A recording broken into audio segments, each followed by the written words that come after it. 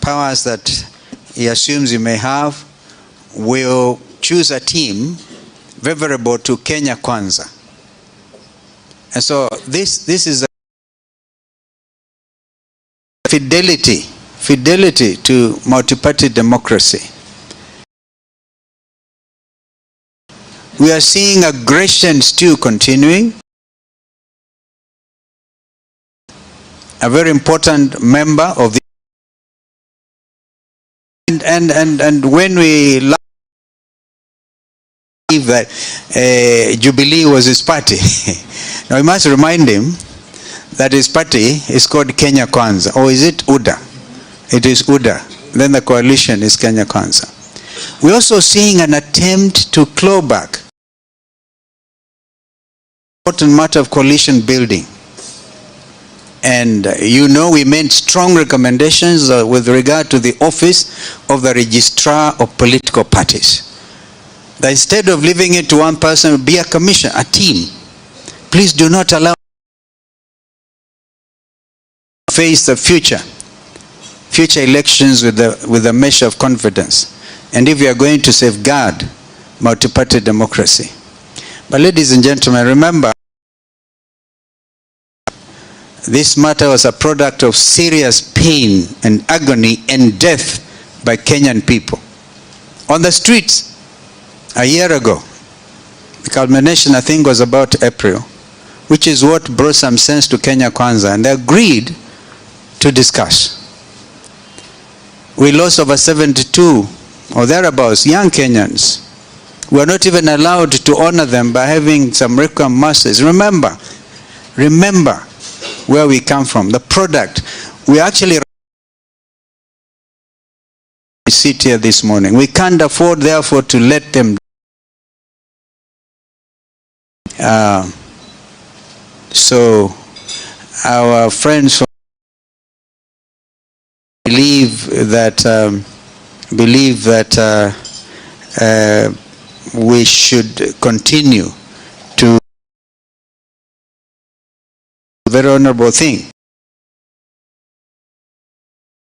There comes a time when if the political class let down the population, what does the population do? Under our constitution, those freedoms are. And so Kenyans have the freedom to still go back to the streets. And we hope this, particularly if this aggression continues against the basics in our constitution, then Kenyans should be allowed to do what is in the best interest of this country.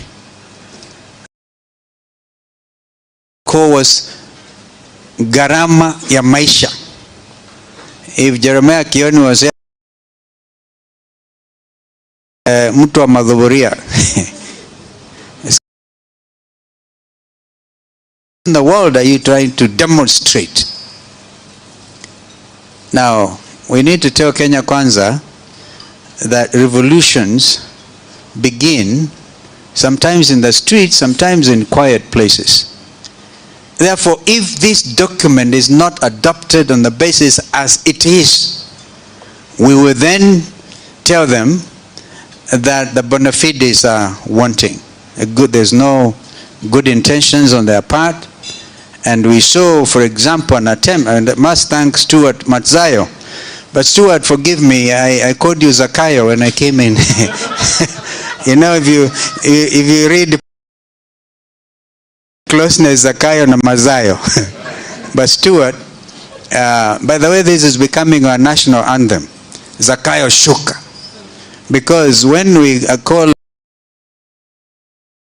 a former governor like Kipia, and one of our see that this is Zakayo Shuka. And you know, he said, on a light note, he said, everything in a name. This is a national anthem. So Stuart, thank you for the remarks that you made. You tried to stem the hemorrhage at the Senate an attempt to even declare one Kenya as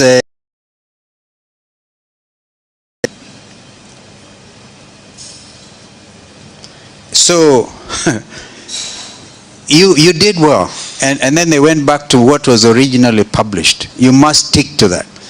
By the way, I must remind honorable members that this is happening at your own request. Ramogi Oginga Odinga Foundation offices. And so it's important that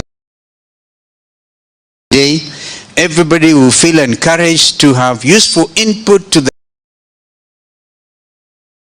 Parliament before both houses, the National Assembly and the Senate. And so allow me,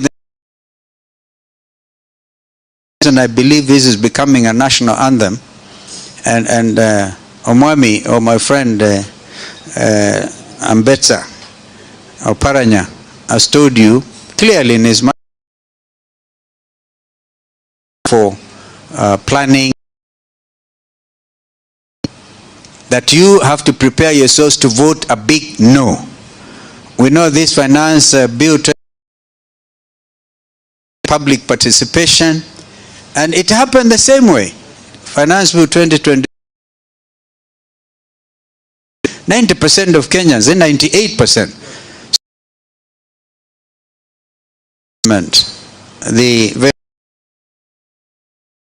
And now you know, as a coalition, we are ready to go back. If you are bold enough, I hope you are, and cause aggression again on public participation. Just imagine bringing heavy taxation on bread. Even the little children who have just gone to school will not enjoy their bread with a bit of blue band. They will. So be ready, ladies and gentlemen. And you know, spiritually, that you don't think you can withstand another round of demonstrations, then go eat you, and this country needs you. So that is my word of encouragement today. So of course we'll be hearing from the economists their perceptions about finance. May I conclude by making mention of really making some supporting comments on what has happened in the National Assembly with regard. This will not go away. This one will not go away. How many of you believe it won't go away? Because it can. If we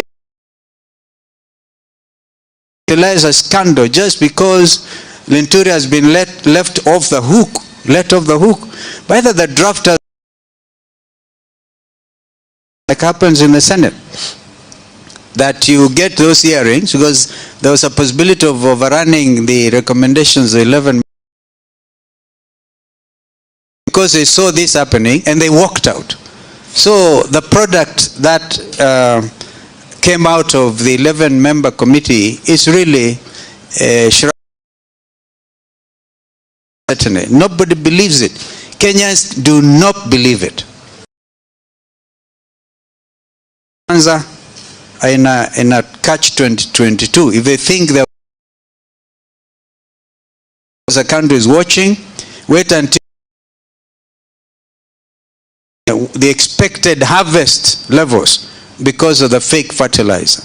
And if you think you can just refund somebody their little whatever they spend on buying the fake fertilizer, remember the environmental damage because unless you go and use other things now to reclaim your substance, in terms of expected harvest levels. We have heard from Dr. Net that food prices in Kenya are the same level as Germany, and everybody knows the high cost of Finally, I want to urge a spirit of solidarity. One of the very key things that we negotiate, clear that if you're elected on an ODM ticket,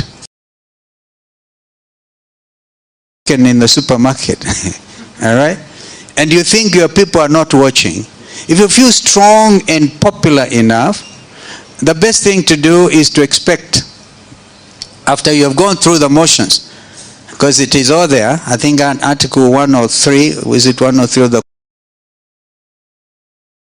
clear? So after that, of course, there must be a by-election, so that we cannot call that under that particular heading fidelity. It doesn't make sense to cheat the population, and Kenyans are, because I'm sure all of us will be witness to the fact compromised and by the system, given goodies, sometimes 100,000 shillings, you are told, and then you sell your soul for a song. Kenyans are watching, and they are so unpopular, and we know them. We know them, and I think our colleagues, and I'm sure that today, given a chance, they'll come back running. So let's be ready. Let's be ready. So I want to stop there, and really, I don't know who is the next. I also want to actually recognize Advocate Njiru Ndengwa. He doesn't look very tall, but the man is very tall in the head. He's done very well, done a lot of pro bono matters, including appearing with me in defense of aggression against former governor. So we will be ready. We will fight every. So I want to encourage you, if you want to be on the right side, even imagine you can from what your colleagues are trying to do. You will stand strong and tall. I think that it's an economic team. The ceremony, the microphone to take us through, but please remember, and those who keep on coming, please remember this is your session, because you wanted to be brought on board, so that everybody will say yes, we were fully briefed on the Nadco report. May God bless you. Thank you, and bless our country.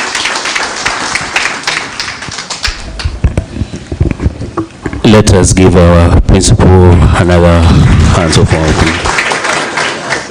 At this juncture, allow me to invite Mr. Okango to take us through the rest of the.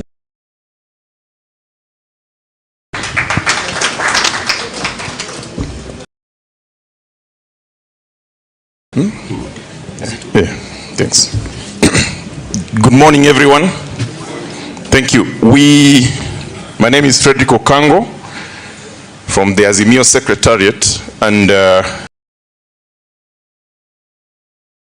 that is going to help us condense this program. We anticipate that we will be leaving here before lunch, because we programs. There's a team going to Madare, and then there's also other members who are going back, particularly the Senate. Now, program slightly because of the finance bill that we know if the statement from the coalition was that it was coming with a wave of taxes, and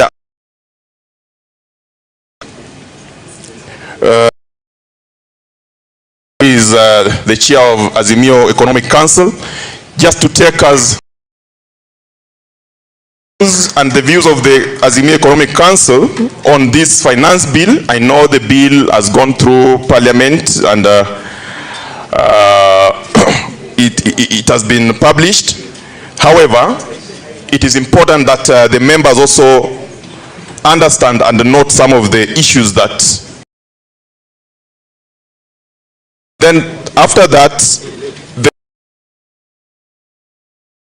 then have compressed all those bills. They'll do as a presentation, and assess in terms of dynamics, and then we shall have finished. So, karibu Nderi Tumuridhi, Governor.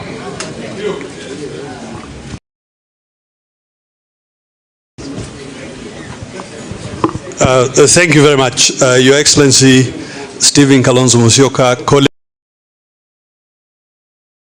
of the podium, because I need to work the PowerPoint. I'll try and finish in 10 minutes so that we can get into the Nadco report. That is if SG of Jubilee takes his seat. Please clap for Honorable Kioni. The Honorable Musyoka spoke about solidarity in the coalition. We hope you also, those of us from Mountain, have a big thing on Friday, and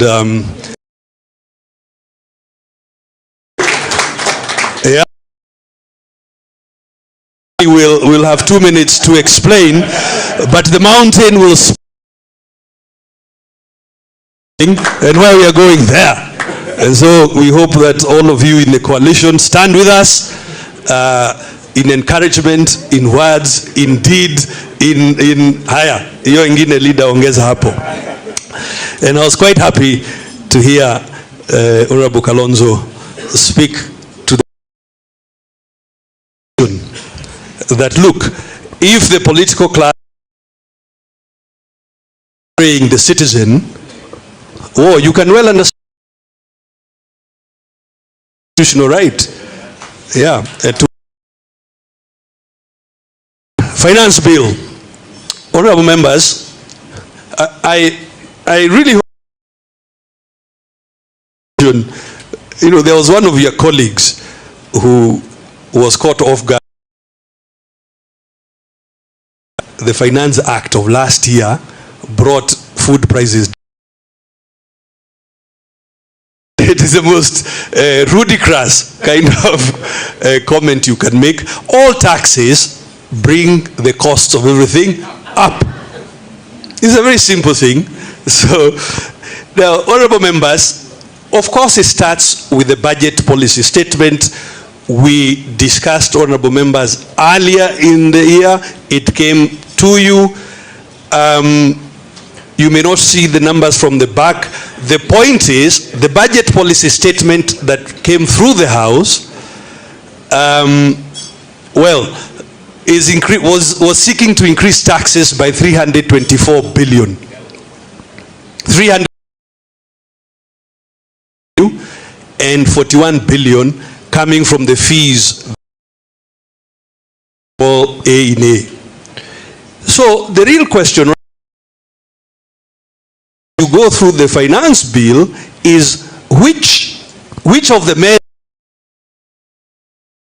will be producing what amount? This is part of the structural problem that we hope you could, in the way the finance bill is presented to you. It is presented, of course, in the normal way, 5 segments, one for income tax, for VAT, miscellaneous, and so on, as well as tax administration. The difficulty with it, it doesn't tell you, as honorable members, what really is the expectation from that particular, in a sense, approving a blanket idea, and what should happen in our view. And the country director of CAS said we are the government in waiting. Well, when we are no longer waiting, then the finance bill will certainly be presented in a different manner. But honorable members, as you go through it, I ask you how much tax is coming from each of those measures, what's the impact of that measure on the through the slides as they are laid out, but they will be available to honorable members. And I should also add, this is a very preliminary analysis, and the Economic Council will be deepening the analysis and sending the report to you. Let me start with income tax. A number of difficult propositions brought up for you to approve. Trade associations as though they are companies, or KEPSA, to see trade associations as companies and therefore make them subject to income tax. You are also 54 of the housing. The impact of that deletion draws the money, then you will also be asked to approve a new tax for 100,000 per motor vehicle by the insurance companies when they insure your car. Now, the difficulty with this, of course, two difficulties. One, on third be used, but most importantly, of course, that tax is going to percolate through. Transport costs are going to go up in general. You will also find you are being asked to change certain definitions. Section 2 of the bill is asking you to change definitions in Section 2 of the Income Tax Act to bring, as I said, trade associations to pay taxes, family trusts to pay taxes, and so on. No. I want to move on to VAT. Again, is moving bread and flour and other food items basically to, you move them from zero rated to exempt, and the impact is that the inputs that go into making the flour, then the producers cannot claim back. That obviously they push it to the citizen. Unga might go up by about 10 to 15 bob, but I want to say here it's a preliminary estimate.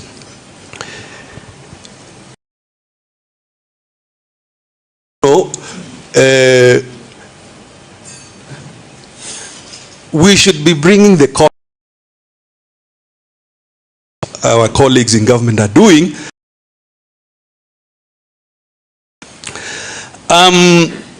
In excise duties, you're being asked to change quite a number of things. Allow me to increase the excise duty on financial services. People, and you remember last year, honorable members, this was moved from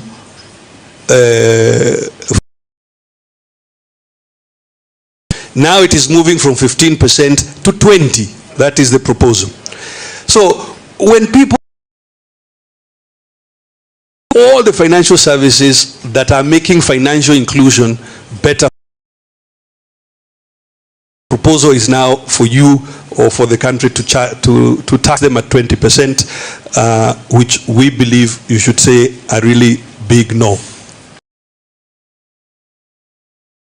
Overall impact of what you're being asked to do is to increase the burden of tax, an average of 27,000 per person. When you think on it, the working population, so if you say the working age, and you say these 324 billion in new taxes or increased taxes and the 41 billion in additional fees, how much is that per person?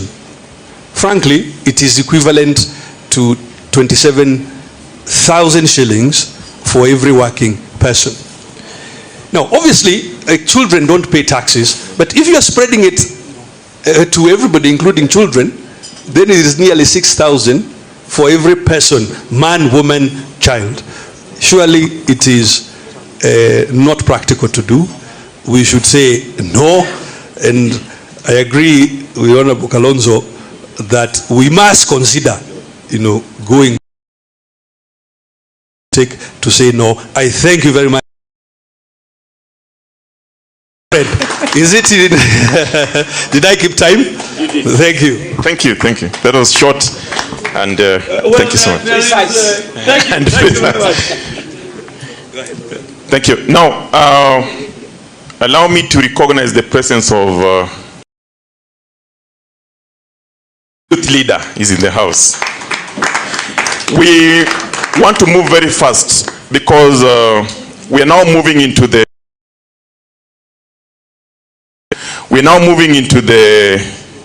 Nadco bills, but I want to introduce or invite at Bomas from Azimio side, who will now again invite Dr. Otiende Amolo.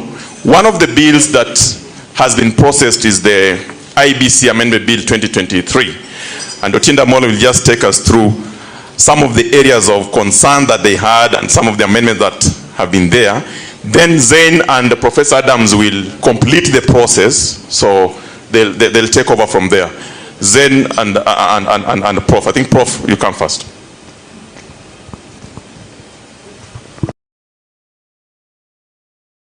Azimio and all waheshimiwa, all protocols observed. Starting where one of the issues Honorable Kalonzo Musyoka said was an irreducible minimum was the cost of living. And we all know how that happened in the Bomas talks. When they were stonewalling, they were saying that they would be able to reduce the taxes. And in May, and instead of reducing the taxes are going up. And that's why what Governor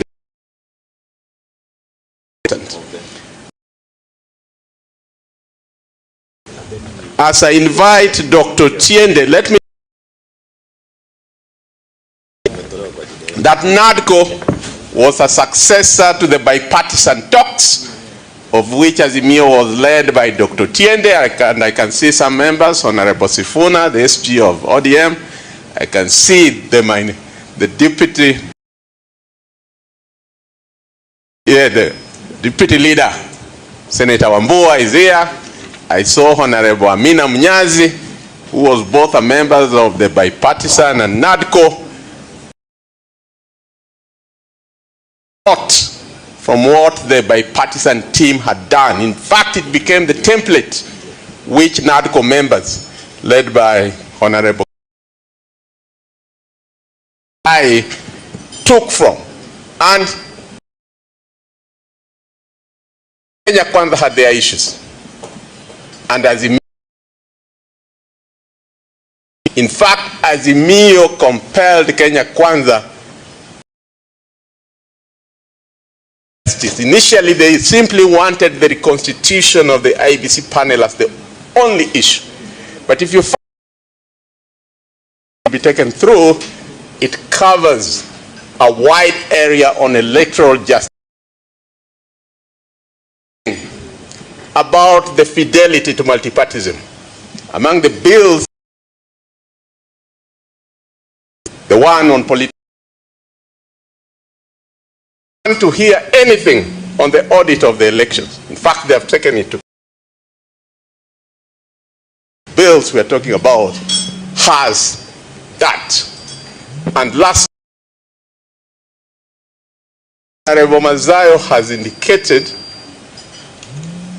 they didn't even want to implement what was finally agreed on.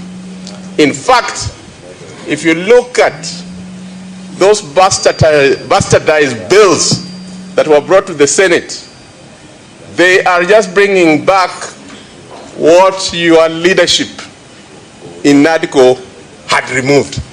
They were just bringing them back, which means that all along they just wanted their own thing. With those few remarks, may I invite Dr. Tiende. through one of the bills canvassed upon. Dr. Tiende.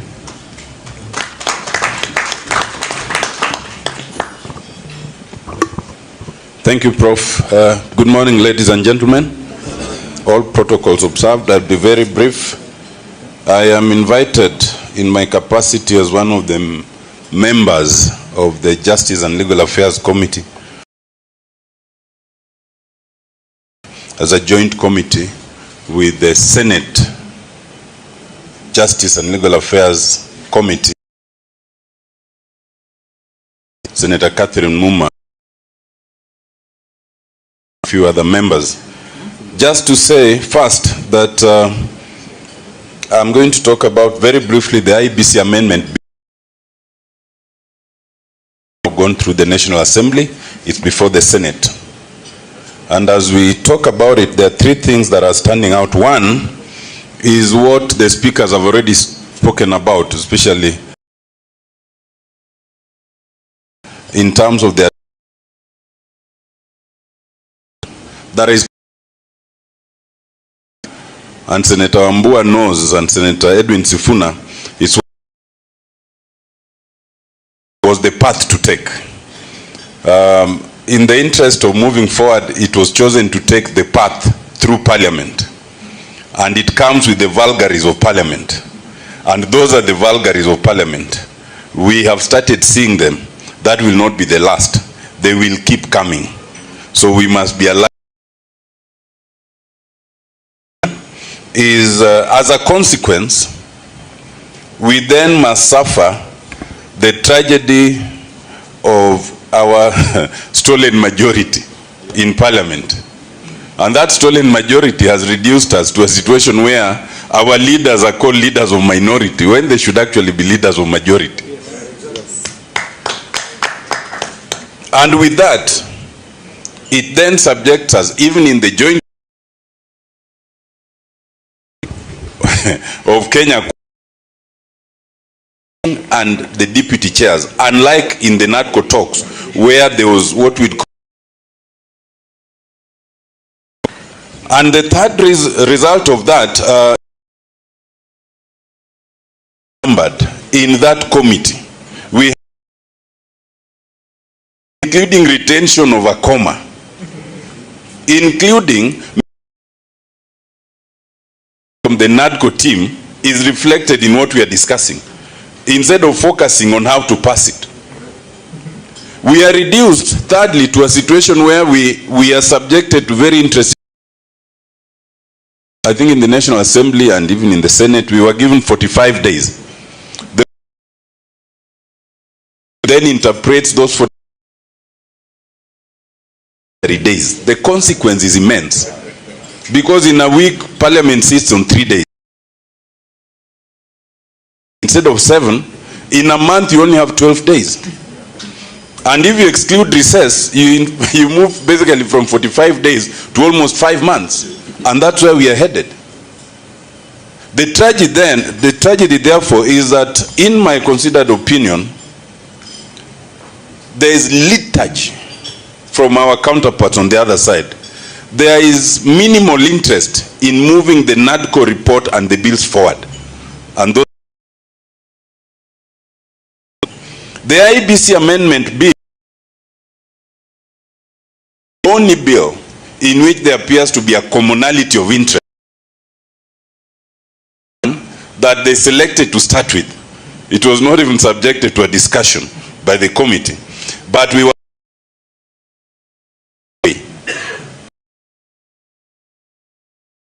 what lies ahead. And we will be coming back to that. In terms of the call for the members of the National Assembly now, because we discussed it and passed it, it's now before the Senate. I think it was sent to the Senate last week, so the Senate will be considering it. There's a matrix we developed, which I'll share with Senator Stewart Manzayo, just to understand. We confirmed, and having gotten the draft bills, paragraph by paragraph, and we were happy to confirm that at least insofar as there was no amendment, it came as it came from. But as is expected with the vagaries of Parliament, so there were hearings, there were presentations, and some of them, as you know, are usually prearranged, you know. So anyway, but fortunately, there were no substantial amendments. There are only 5 areas which I would point out, and they are not fundamental. They were just to align the is in respect of the term of the secretary, which so far as the chief executive and secretary of the IBC. The Nadco team, after hearing public participation, it was decided that it should be 4 years renewable once. That's the consequential, but it was thought it is necessary in terms of experience and is in terms of review of a general election, what you'd call an audit. And the bill requires that what we were now demanding as standalone should be routine. The IBC should do a review of the general election within 1 year of any election. After some discussions, it was thought 1 year might be, so it was extended to 18 months. It's not really consequential. The third area is in respect of,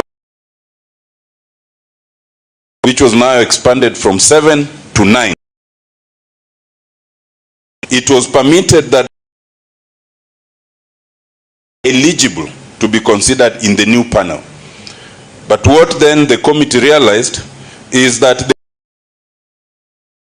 for enabling the new selection panel to commence its work. So that of just proper commencement. Additionally, it was realized that there was no clear mechanism for financing. There were some proposals to make the presidency finance. In some, it was the Public Service Commission. The panel is fundamentally appointed. It's the Parliamentary Service Commission that should provide the budget. And so that was included. That is in strengthening the provisions, it's not altering. Number 4, the transitional clause. There was a transitional clause to dissolve the current selection panel.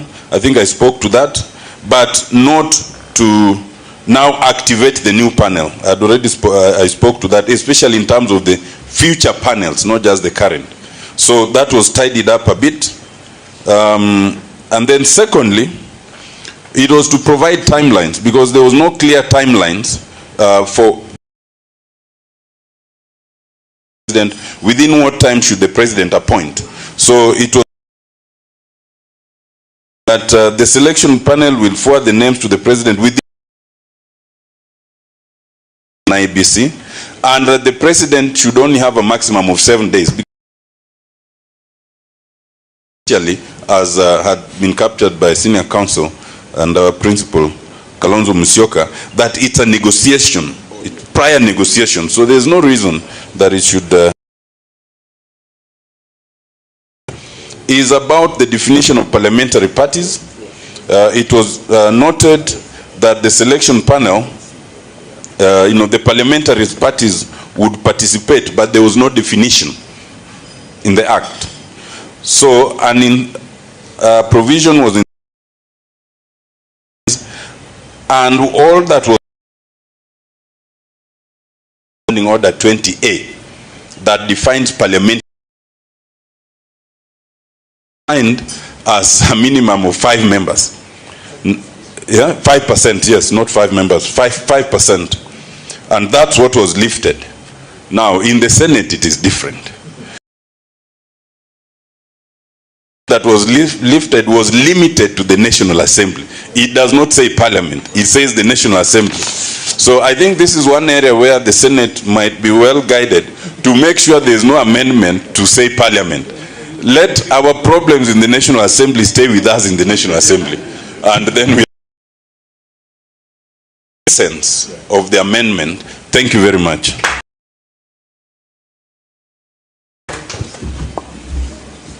Thank you very much, Honorable Tiende Amolo. In fact, one of the issues that he talked about that was initially discussed stages of Nadco was Nadco supposed to have. Azimio was of the view that it should be extra parliamentary, and at what of extra parliamentary and parliamentary. Kenya Kwanza insisted that should be used, and they knew why they were insisting on that. I will tell you that it forced us, because we were now Honorable Kioni had arrived. I don't know why Fred Okango did not introduce him that he has arrived. He's a principal and he's the man on Friday, it's his day. He kept on telling us that I've worked with them, they'll keep on changing things. And that's what finally happened. In fact, they did it in spite of the fact that I and Dr. Mthomi Thiankolu did countersign the bills to ensure that that's what is finally published. But they didn't care. They still went and changed. Dr. Tiende Amolo, that going forward, and especially on bills that there is no unanimity. All along they wanted the reconstitution of the panel because IEBC can't wait. But after that, there'll be a lot of clawing back, and members of parliament must be on the lookout. Let me now call Honorable Abubakar Zain, who was also part of the technical team, to take you through the other bills.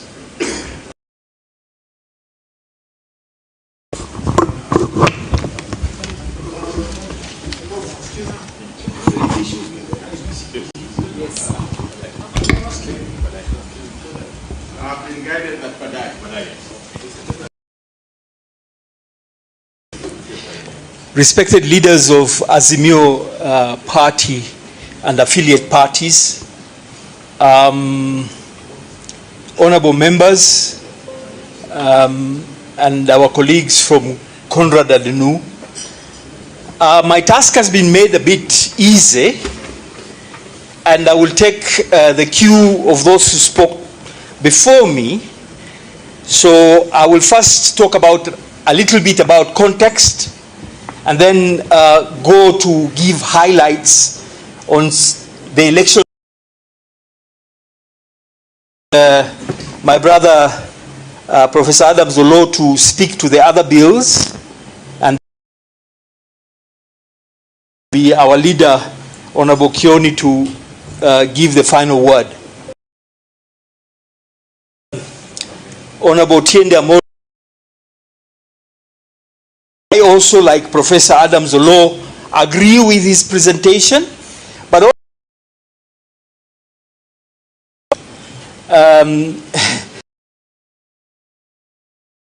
you signed the report, and the time it is tabled, you have to something else in relation to the term of the secretary. The copy has a variation. So let me start with context. I think a Luya saying, I can't say it in Luya, but I can say it in of the saying. The saying goes something like this: the pot broke at the doorstep.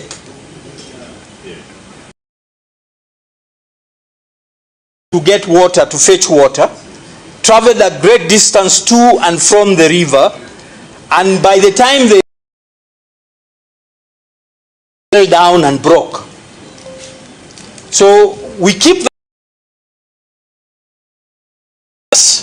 it is possible, as we have been warned, that the pot can break at the door.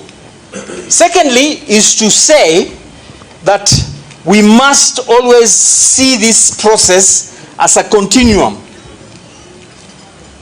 The negotiations in the streets led for a path to negotiations in the boardrooms.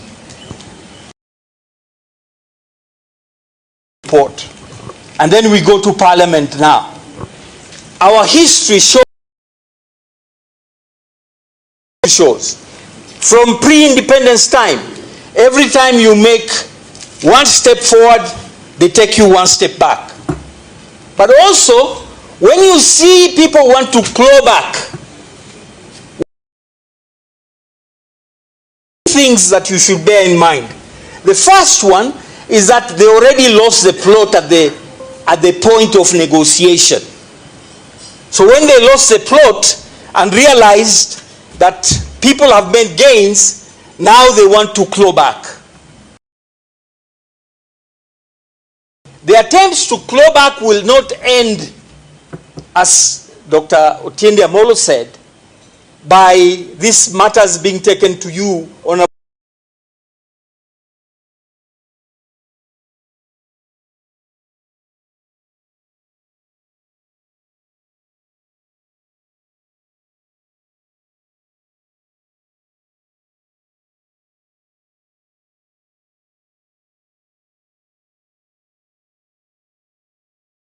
you will transmit the results to IEBC official agents. Simultaneously, we will know who is the winner. We don't have to wait for those days and then come to some place called Bomas and the cooking is going on there, as one of the late chairmen said. Transmitted from the polling station to the constituency, to the county, to the polling, to the national, simultaneously together with the presidential candidates or their agents, or both. The kind which the late Mwai Kibaki said, you also need some intelligence to read. Yeah, blatantly, without caring. Or you can steal, as our brothers and sisters in Nigeria say, stealing small, small. You steal small here, here, here, here. So the election bill looks at the whole electoral cycle. And let me explain where we are now. One of the first steps in managing or mismanaging of elections, manipulating or declaring credible results, is constitutional, legal, policy frameworks. So these bills are designed to do that. Let me now say only 3 things and then sit down, because somebody will write a note to me soon. So the first thing is this. What is the fundamental responsibility of our humble members? And let us echo, the technical team echoes, the credit that was said to you, that you are the vanguard of protecting Kenyan interests. So, we must have always quorum. And we must have people who have been prepared. Don't go to any meeting unprepared. People who are prepared to prosecute what is in these bills, in those committees, and in the House. Secondly, let us be loud. You know, last week, the other side was being given credit for the PBO Act.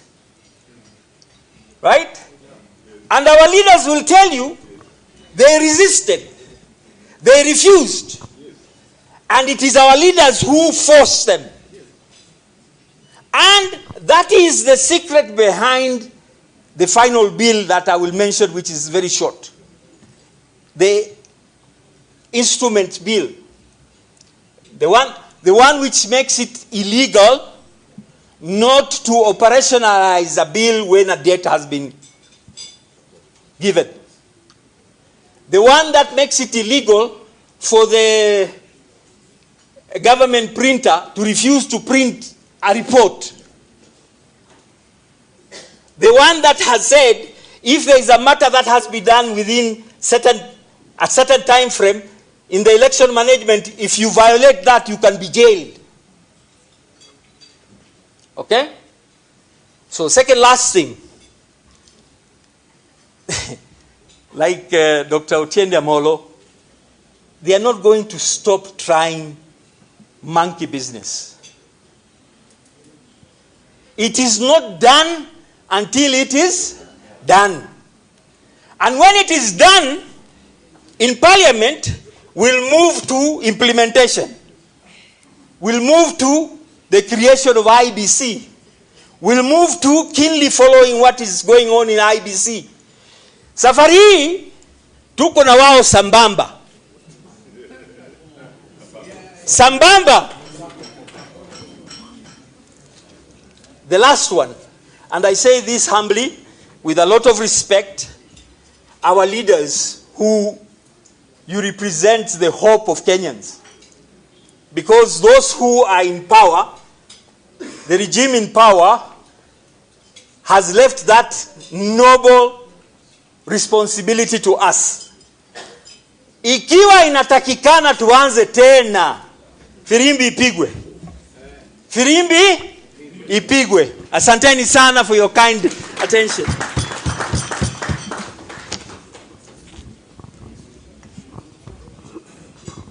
Thank you very much, Ndugu Zain. I'll just speak about the political parties bill and the state offices bill, and then we bring it to closure. Basically, the way dictatorships work, where you have a constitutional provision for multi-party democracy such as ours, is that you first kill the parties and then you control parliament. And that's what exactly is happening. And therefore, your delegates decided that the mischief that is in the Political Parties Act had to be cured both in the Constitution and also in the Act itself. You people will remember, you honorables will remember, that in order to contain those who were defecting from KANU in 1966, a defection law was created. That when KANU crossed the floor in 1964 and joined KANU, there was no by-election because there was no law stopping you from crossing the floor. But when it came to members crossing to KPU, a law was brought that if you resign from the party that sponsored you at the last general election, then you must go and seek a new mandate. Then the question was asked then that, why did you bring it when KANU was being brought? But in hindsight, it was meant for sanitizing the political process. But the regime then even applied it retrospectively. Because on the first day, both in the Senate and the House of Representatives, 29 members had crossed. And they had crossed under the existing law. So a new law was rushed in Parliament to say that the law would apply retrospectively absurd as it was, Parliament was interpreting the same law that it had created. Now, after that, you'll remember that as soon as we went to multipartyism, whenever you showed allegiance to a different political party, you had to resign. Whether you are Tom Obondo, whether you are Pili Wawire, whether you are Japhet Chamala, you had to go back to the electorate. Then the Political Parties Act came. And they brought this term called deeming. Deeming. And lawyers will tell you that deeming is a moving target. It's not constant. So one of the issues that your members wanted keyword so that those who have used the party ticket don't come and say that you can't deem me that I've been defected.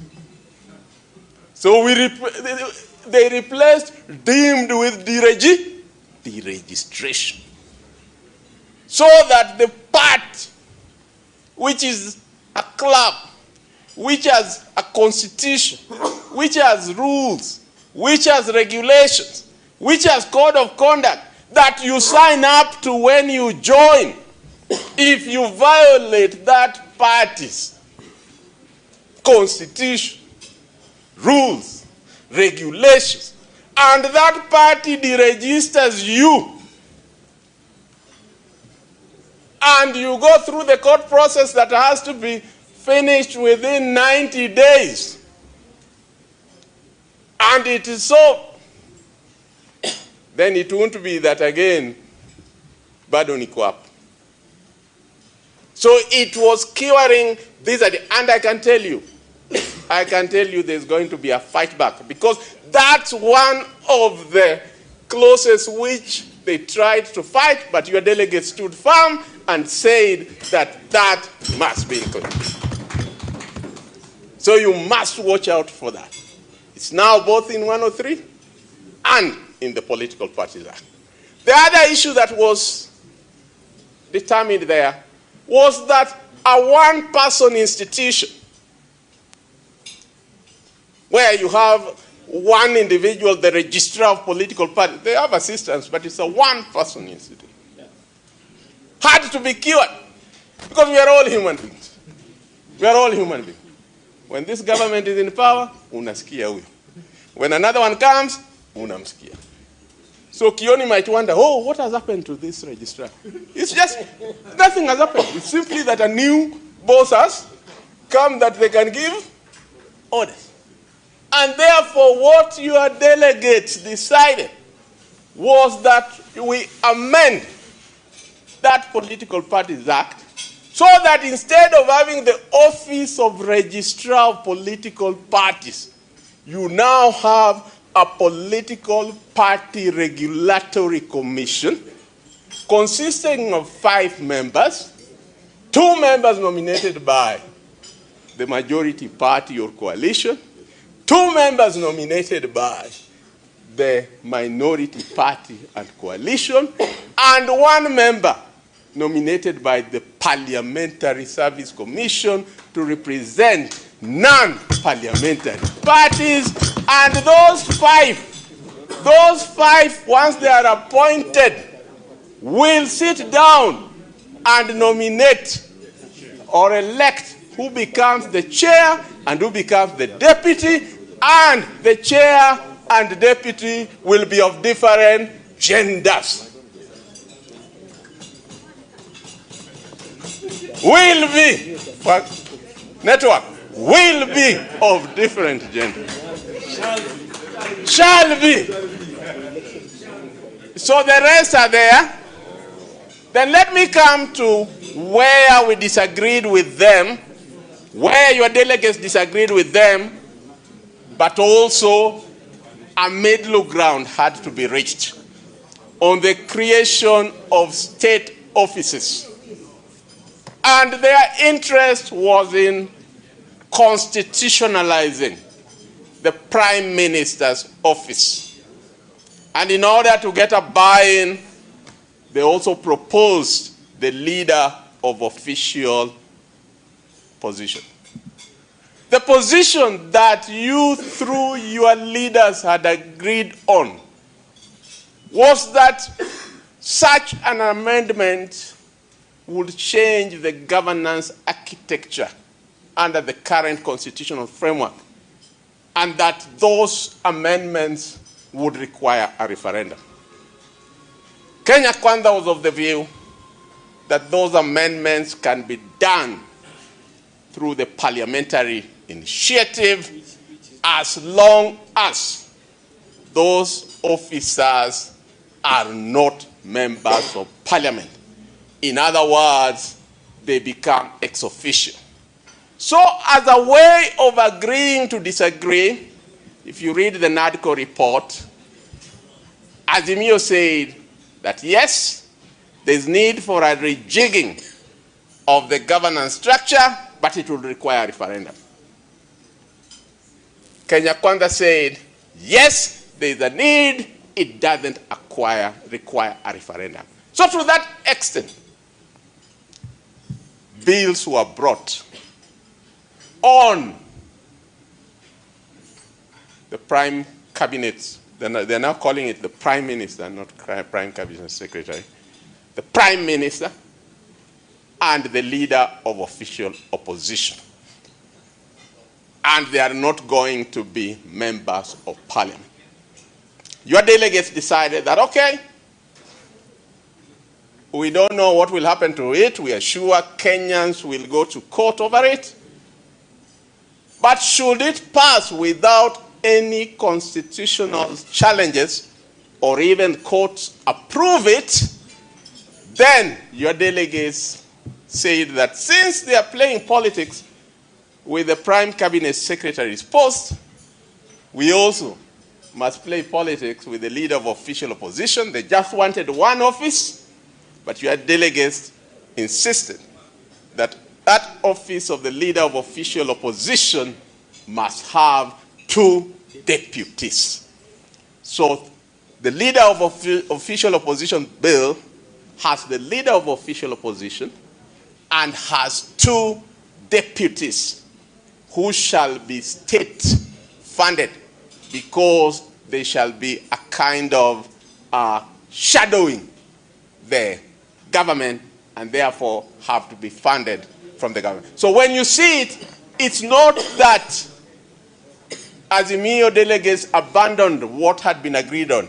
It was simply that Azimio said it goes to a referendum, they said it goes through parliament, and therefore you couldn't stop them from pushing what they wanted, and that is what is in place now. So I think, let me stop there, but call Ndego and Njiru, and then from then we will open it up for discussion. Honorable Kioni will come at the tail end once the questions have been asked.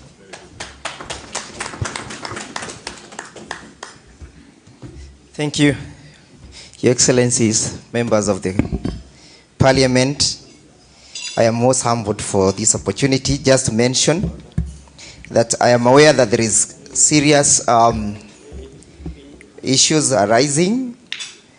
I was asked by His Excellency just to inform the members on the position of the leader of majority, which to us belongs to us. That case is still pending in court, and you might want to ask yourself how that case will have or will impact on the proposed amendments. First of all, we are saying before the High Court that if you are leader of Azimio, or you are a member elected through Azimio, and for example, members of parliament, and the returns of Form 35 was that you are an Azimio, our position is that you cannot mutate to any other party. So if then you cannot mutate to any other party, then we might then want to ask ourselves, what will happen to the question of the proposed amendment of the demeaning, the one that Professor was speaking about? You are deemed to have left the political party. Number two, just one reaction, is that the question of the Election Offences Act. If then we are saying that we are proposing election offences, there's a question of hosting or who hosts the presidential election server. Because if the server is then to be hosted outside the jurisdiction, how will that law then be applicable? The question of jurisdiction. Number two, on the question of the elections, again, you've realized that most of the election evidence that is needed during election petitions is always in the custody of the IBC. So the question is, if we are amending the Election Offences Act, and you remember that offences is a preserve of the National Police Service, and then we do not propose that during the time of elections, every polling station be a gazetted police station for purposes of collection of that evidence.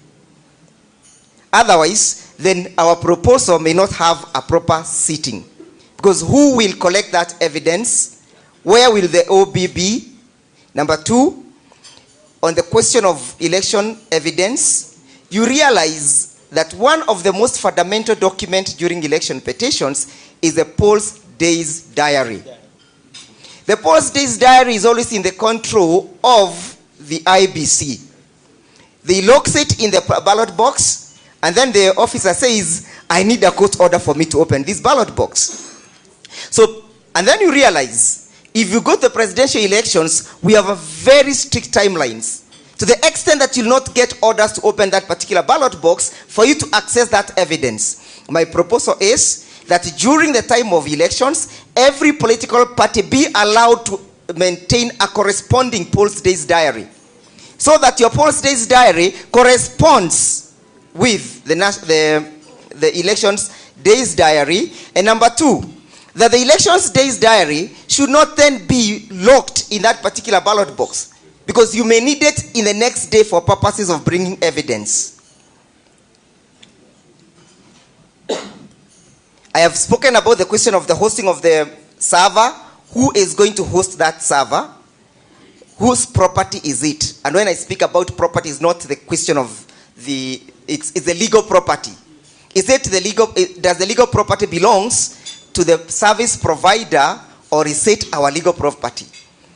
Number two, and perhaps the final one, the question of the declaration of the election results. What is the quorum? The other time, we had a quorum of 3 people saying, you have been elected. We had other people in Serena saying, you have not been elected. What is the quorum? How do we determine as to who has the quorum of determining and announcing the presidential elections results?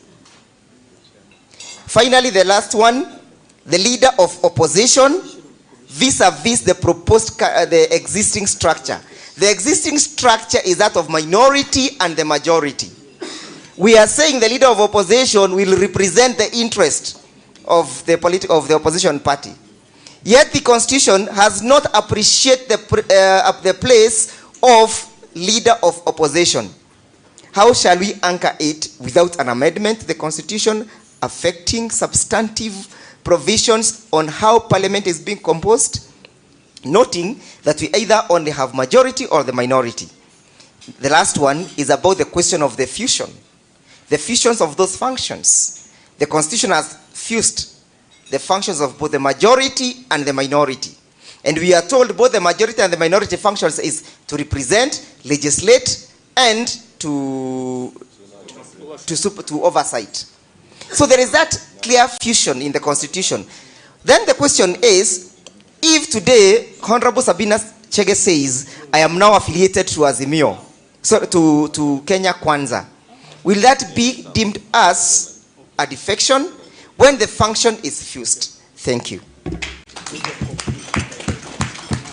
Thank you very much, Wakili. One of the things that has been addressed that he has raised, I believe it is in the IEBC bill, Zain, is that your delegates proposed an amendment to 13810, which now reads that the commission makes the decision and the chair announces the commission's decision. So the chair cannot just wake up that whoever wants to come with me, the way we are going to come with me. No, The commission has to make a decision, and the chair just communicates. There's one thing that Dr. Chiende said that I believe that Your Excellencies, Honorable Kalonzo, Governor Oparanya, and the House leadership will communicate. When he said that in the bill on selection, they have aligned. And remember, Nadco was supposed to be as is. But it has been agreed that you can align. I think you will need to speak to that, because the moment you have opened that window, using the majority, they can totally. Exactly. So I think that needs to be made very clear. The way Otiende explained it, that align what constitutes alignment and what constitutes a change. So I hope the leadership will talk about that. Now we'll have questions. I think let's separate the finance bill from Nadco so that we start with the finance bill, so that Honorable Nderitu. There are no questions. Oh, okay. There are no questions on finance. There are no questions. Okay. I'm guided that I just open it up for very few minutes, and whoever has a question, who has the moving mic? Give Senator Wambua the mic.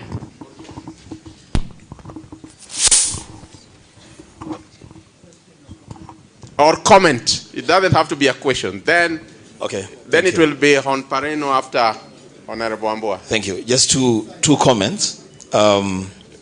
Then Deputy Minority. On the political parties amendment bill, the creation of the political parties regulatory commission, to me, it's a master stroke. The requirement that the gender requirement is good, but I wish this bill went a step further to require that the chair and the vice chair of this commission cannot come from the same party or coalition of parties. That is an area that really it needs to be aligned. If that qualifies for alignment. I need to align that. And then on the definition of parliamentary parties, I want to be guided by our principles.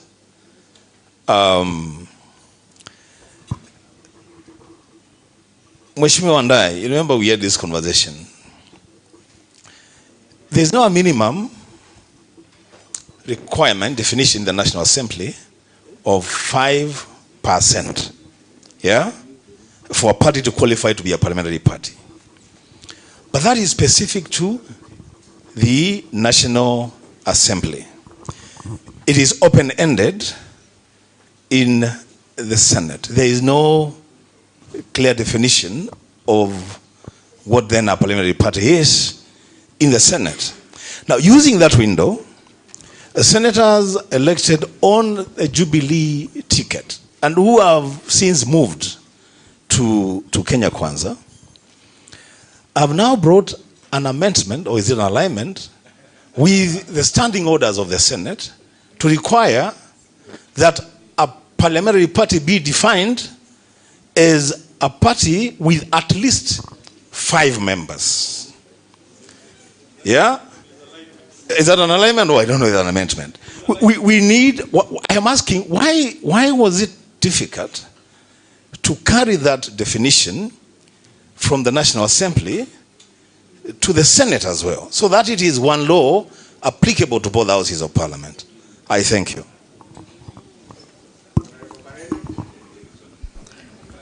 Thank you so much for the presentations. My concern is on the day of election. And I wanted to see, or maybe it's there but I've not seen, or you've not discussed because of time frame, what we are doing about the selection of returning officers and POs. In Kajiado, where I come from, we saw importation of people from outside Kajiado to come and supervise elections in Kajiado, when we have able men and women who could have supervised that election, but it was meant for a purpose. They did it for a purpose. So what do we do to tighten up? Because this, they plan to, what they plan, they start with recruitment of POs and ROs and until the clerks. Can we tighten up and see how in our laws we can make IEBC accountable to the people they appoint on the day to run the election on the day of election? Then another aspect is on the assisted voters. In the last election, the assisted voters, the assisted are the illiterate, where we come from. We have a lot of illiterates. And when they come, illiterate people, when they come, they are assisted by the PO, and by that time the agents are not in place because they have not been admitted because they don't have badges. Again, another aspect that we need to look at. So that we have our agents, they must be accountable enough to have our agents admitted in time in polling stations. So that is one aspect. The issue of agents and protection of our agents, because they were chased away from polling stations. So who is this who looks at what is happening at the polling station? Then when the illiterates come, the person who is assisting them is a chosen person from somewhere else to come and ensure that they are just taking what they want to be ticked. So can we also check that they become, IBC becomes, and the law is tight enough to protect the illiterate person to vote for whoever they want to vote for, and to protect our agents to be in stations when they are supposed to be there, and to ensure that the PO or the clerk or the returning officer is not a person who has been earmarked for purposes of rigging. Thank you. I hope Zain has taken those questions. He'll be able to respond. We go to Honorable Mbui. Yeah, thank you very much. Babu, is your hand up after that? Okay. Yeah, then Irene Mayaka. Then we'll go to Senator Kajwang. MP Muljungi. Oh, okay. I've taken that round. I'll come to the next round, including Senator Faki and Senator Mutata. Okay, Honorable Mbui. Yeah, thank you. First and foremost, I have a question because one of the problems we have with the elections is rigging. And the rigging sometimes starts even before the election itself. So maybe how do we handle the issue of registration of voters? Because at the point of registration of voters, you notice that sometimes the regime in power could decide to register easily certain areas more than others. Because you know geographically Kenya votes in a certain pattern. So how do we handle that so that we make sure that you know it is fair distribution of registration? Last time you remember where there were those gadgets that were being given out for registration, and you'd find in a whole county there's 1 or 2 gadgets. In another place, almost every ward has several gadgets. So that's one thing you need to look at. But I wanted to just make a comment on the issue of these bills coming to the House, and you can tell that members of the other regime, of the other coalition, are dismissive towards these bills. In fact, I remember the minority leader, when we were in House business, he raised it with the speaker because apparently the majority leader had said there is no emergency with those bills, put them aside. I think the chair of JLAC also had kind of dismissed them. And I have a suggestion, because why is it we are seeming to be weak as a coalition, yet when the last election the results were announced, at that point we were the majority. Now, this is what has been happening. Members of this coalition have despaired. And they have despaired because those goodies that we were able to share amongst ourselves have been taken by some of our members, and when they defected, they've still maintained them. There are people holding very critical positions and very good committees that belong to Azimio, and they have gone to Kenya Kwanza. I want to propose that before we open the House, because we are on recess now, we make sure that it's not business as usual. We refuse to allow any business on the floor until our positions are given back to us. There are people, there are members who are seated here today that are in one committee. And there are people who are with us who defected, who are sitting in 2, 3 departmental committees. So I think this is one of the things, and I'm raising that because we are here as a PG. And there's no other better place to raise this matter. So me, I want to propose, Honorable Pio, we make this the new frontier for war. We open the house. We say no business. We sit where the mess is supposed to be put, and there will be no business until we get our slots back. Very valid concerns, but I'm guided that members will find a forum to do that in-house, so that for today we just focus on the bills. But what you have raised, Honorable Mbui, is so critical because KPU had only 7 members, Ford Kenya had only 31 members, and they were able to whip themselves and keep the government in control. But hiyo mtafanya kiundani. Yeah. Honorable Babu. Thank you very much, Professor. Thank you. I have 2 comments to make, one on the Nadco report and the other one on the finance bill. To start with the Nadco report, you did propose that we go the parliamentary initiative way in the introduction of certain offices, to be specific, Office of the Opposition and also Office of the Cabinet Secretary. So my question is, the moment the opposition is strengthened, and we know what happens in Parliament, especially after elections, the moment these offices are strengthened and they are being financed by the government, especially the Office of the Opposition, then what happens in such a situation where the Parliament will want to come and amend, bring an amendment to the same? Won't we be interfering so much with this office and watering down its powers? And it might end up being even scrapped off again.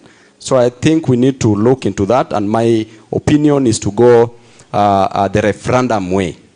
When it comes to the finance bill, Professor, you know very well that Kenyans are suffering because of the high cost of living. And every year, with the increment of the taxes, leads to serious increment of expenditures without an increment in income in the pockets of common wananchi. Right now, the Kenya Kwanza government is introducing a tax on bread. We know what led because of taxation of bread. We know the French Revolution, if I may remind you. And during the French Revolution, it was caused mainly because of economic inequality and social injustice.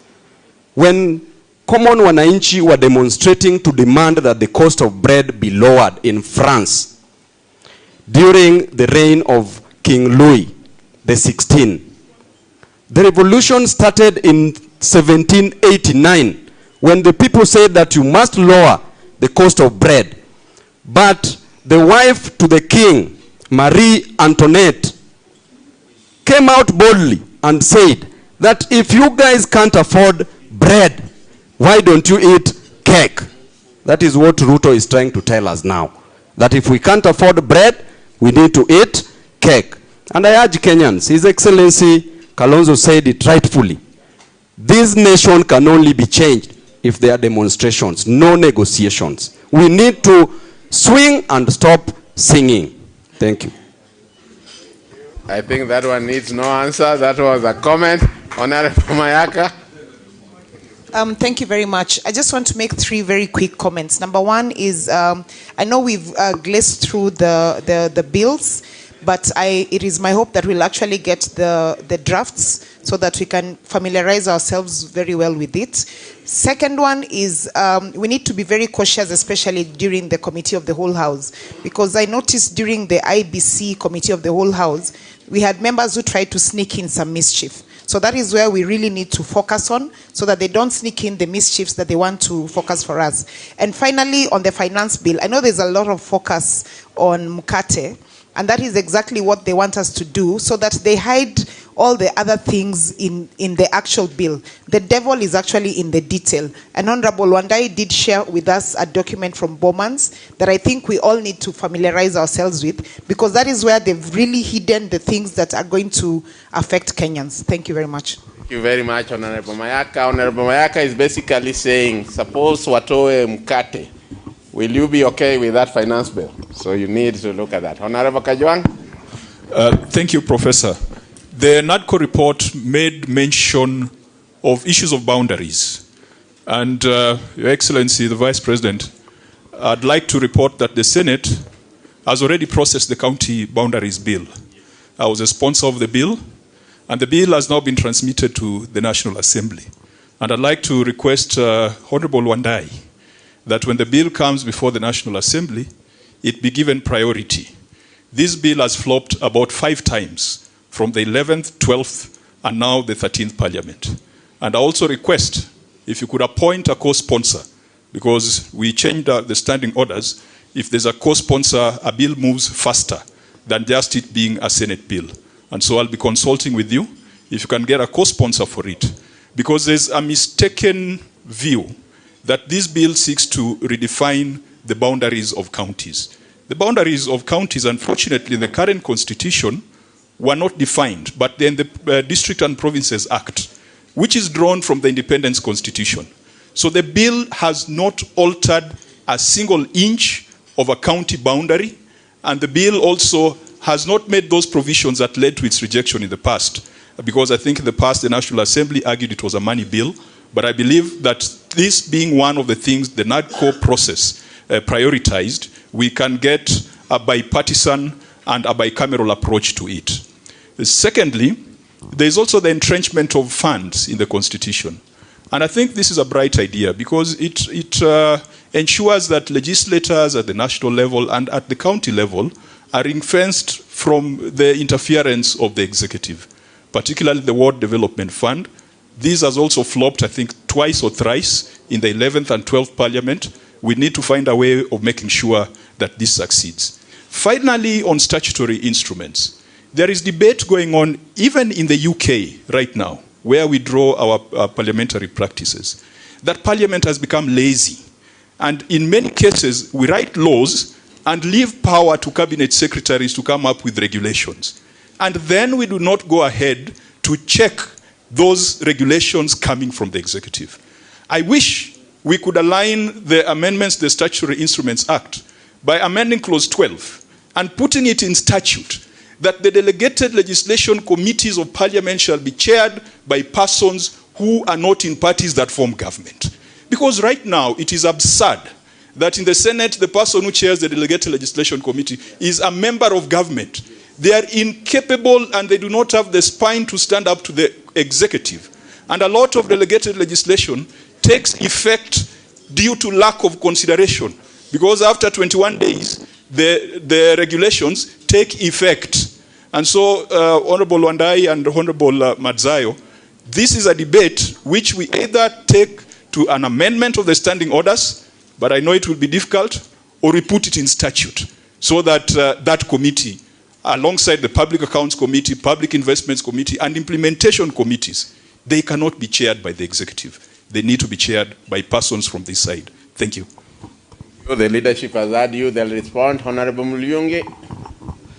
Thank you. I will start with the animal in the house. Like yours. We from Azimio, we have been singing the song "Open the Server," and the server has not been opened.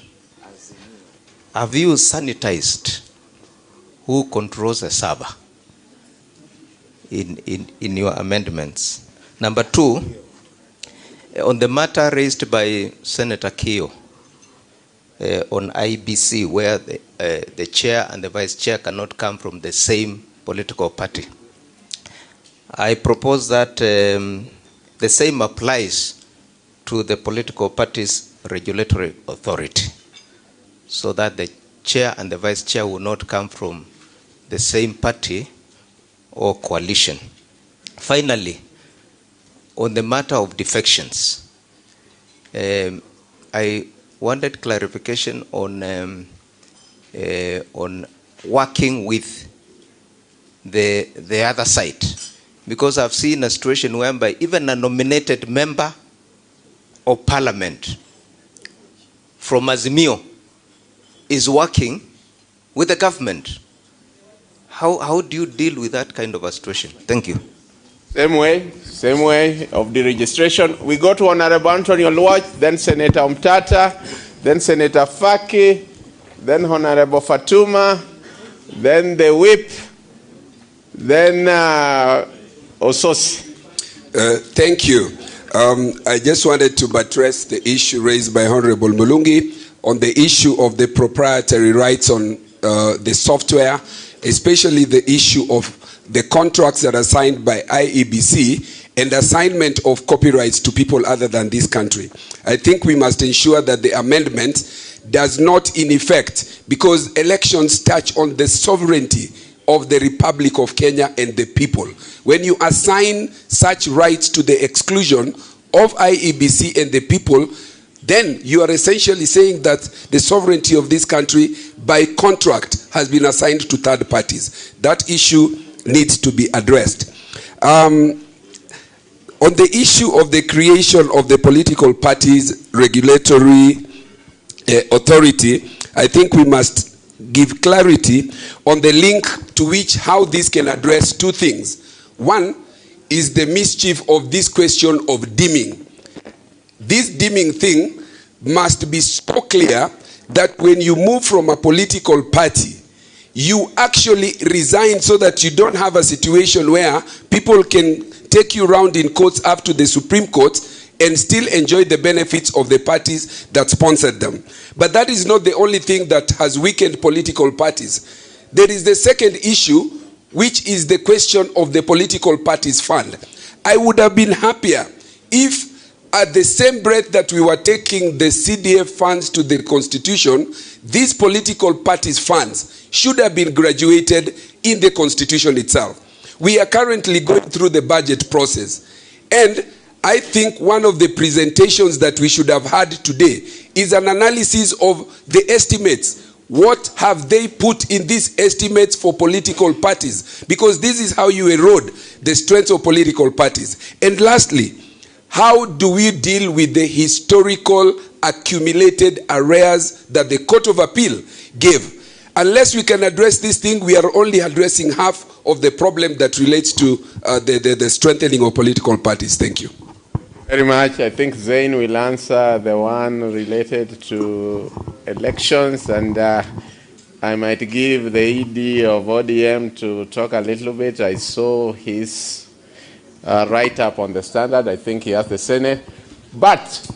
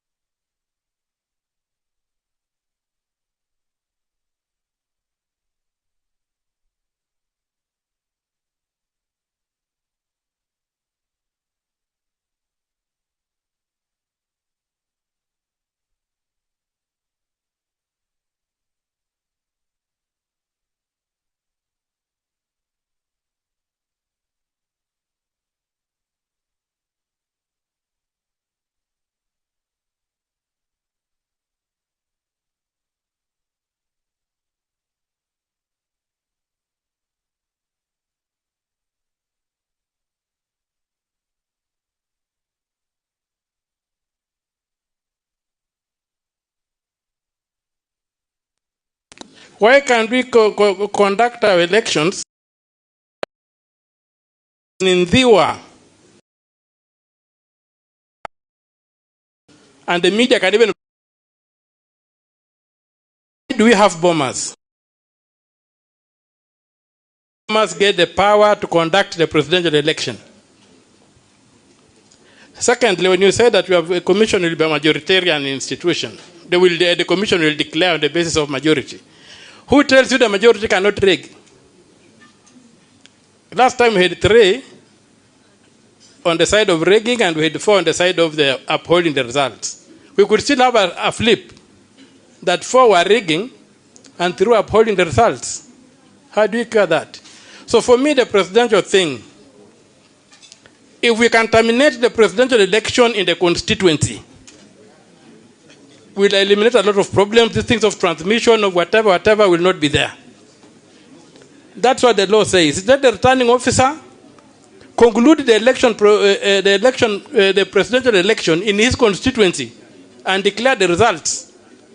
Then the other person. Then bombers I don't even know if we'll need bombers.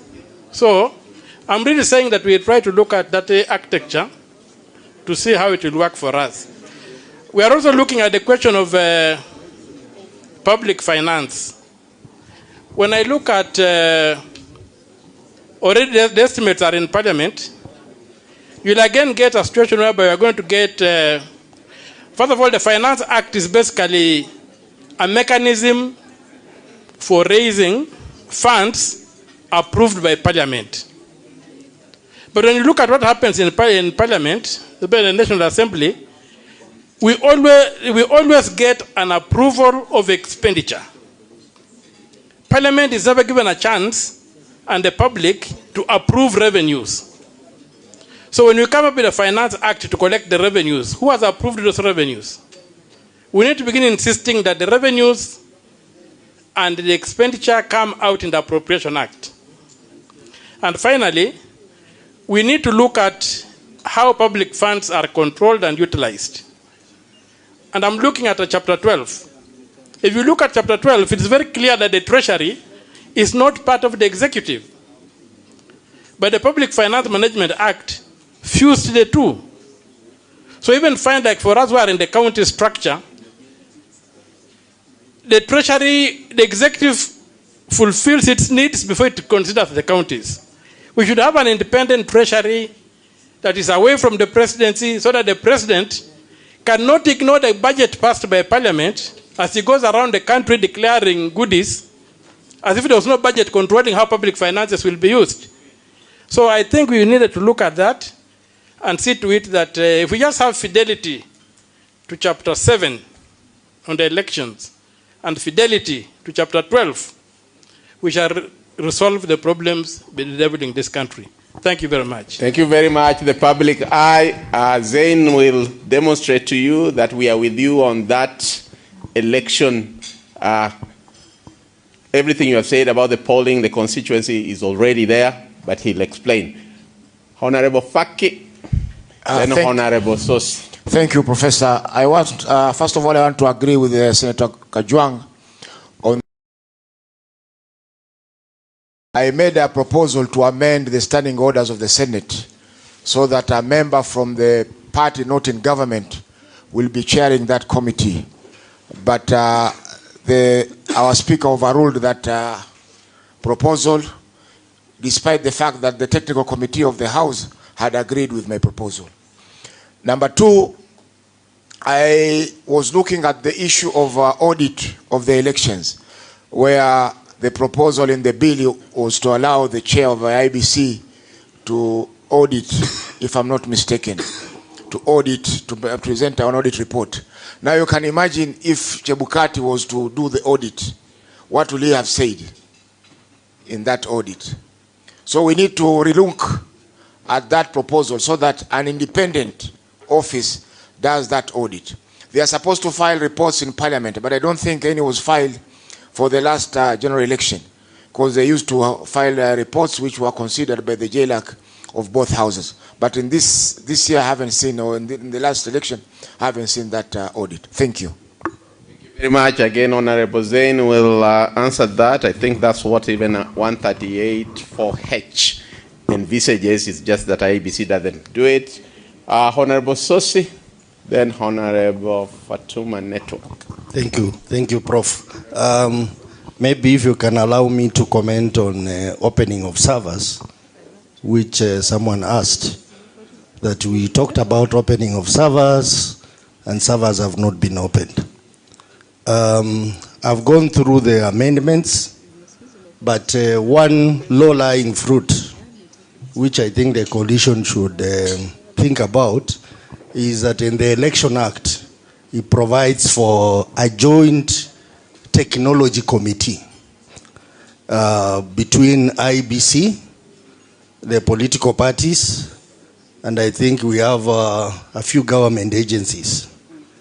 And that provision was amended along the way after 2017 election to give IBC the discretion to have the committee or not to have the committee. So when we went to 2022 election, IBC just did not initiate that committee. And that's why you could see that a lot of the technologies they brought, the political parties were not very conversant. But in 2017, there was that committee. And that is what gave us a great chance of even winning the case at the Supreme Court.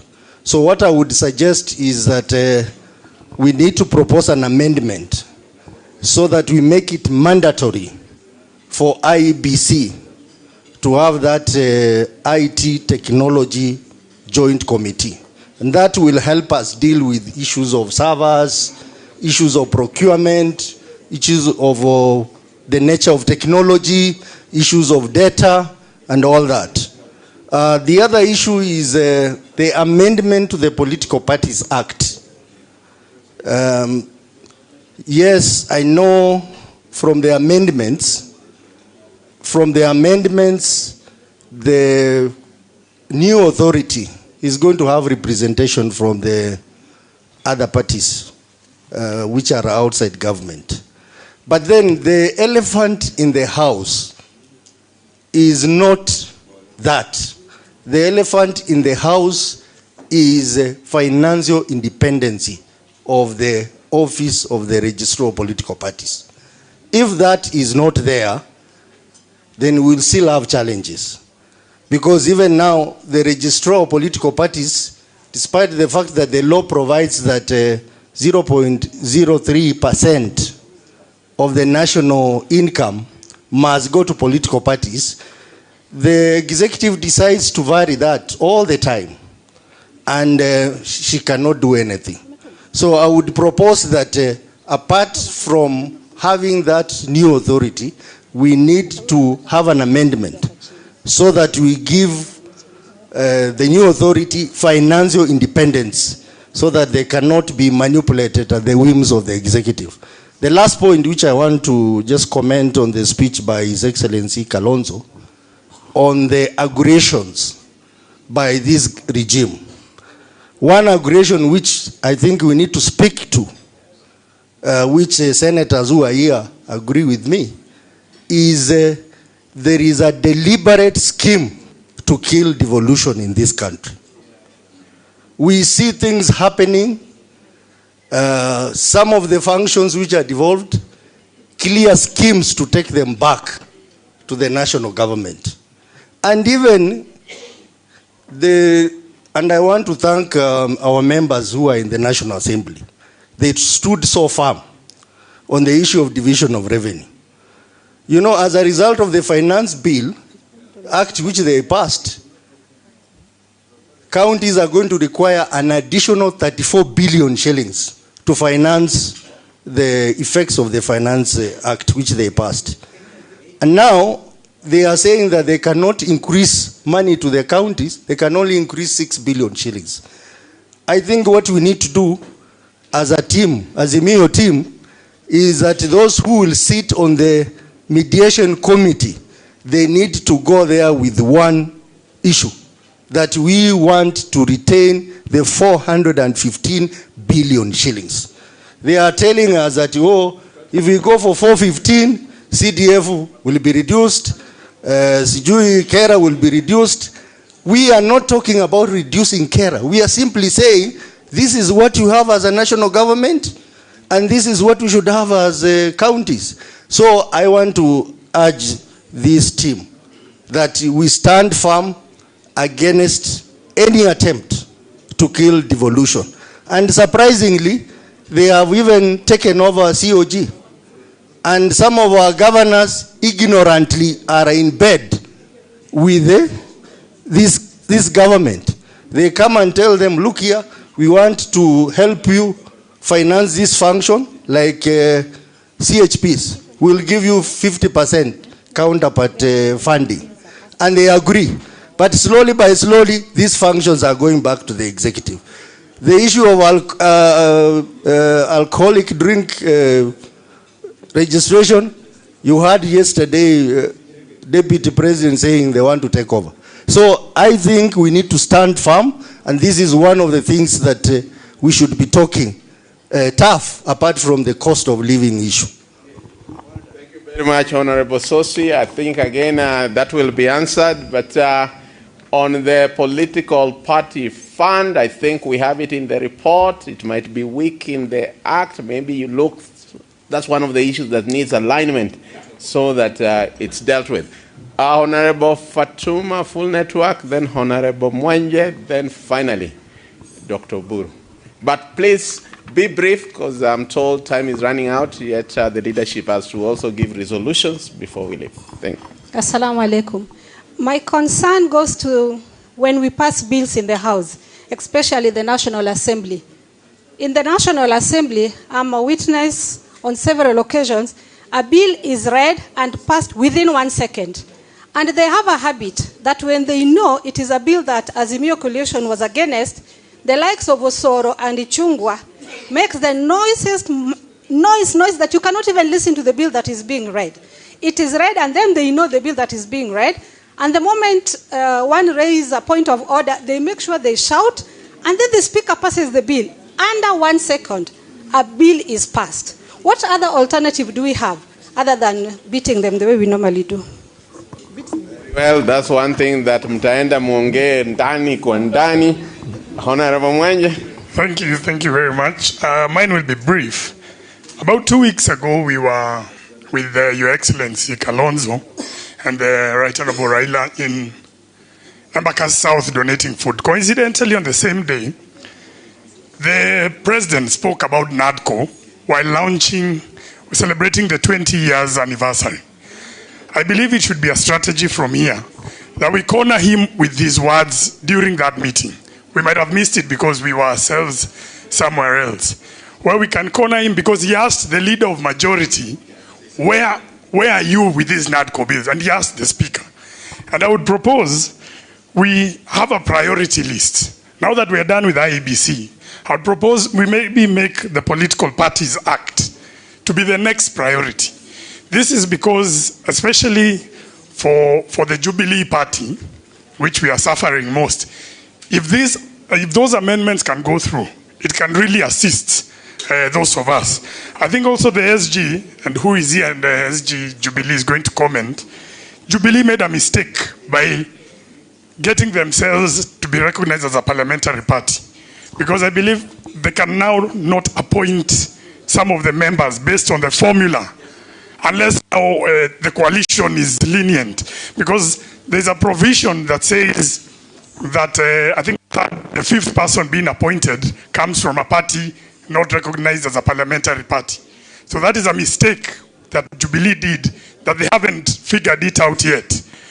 One of the other things I'd want to add, I noticed Senator Wambua mentioned it, is that if you allow in the Senate the Jubilee to be a parliamentary party, you'll be stuck with the problem we have. Because now we had a select committee to remove Linturi, and we are divided 6-5, but they give Jubilee, because it's a parliamentary, opposition. So your actual numbers become 7-4. So I think you should resist that attempt to recognize as a parliamentary party, because it will work against our favor as a coalition. Finally, it's just to add on the issue that our leader Mbui spoke about. Leader, I believe that issue of committees, because in JLAC we are suffering. We have 2 members who are with us out of the 15. So if we are able to find a way on the floor and maybe through other legal means to change that, because if we don't have JLAC, if we don't have numbers, having 2 members out of 15 makes our work with Nadco very difficult. Thank you. Thank you very much. We now go to the youth leader, and then I'll come to Honorable Kioni after that. Yeah, thank you, Mr. Chairman. Mr. Chairman, I just want to first of all agree with my brother here, Honorable Wambua, on the issue of on the issue of chairmanship of the Commission for Political Parties. That one of gender, I quite agree. That we need to have a gender, the person chairing from different gender, and the person who is deputizing from a different gender. but we need to add that the other person must come from a different party. They must come from political parties. Mr. Chairman, I also want to just give my frustration on this word deemed, which you have removed.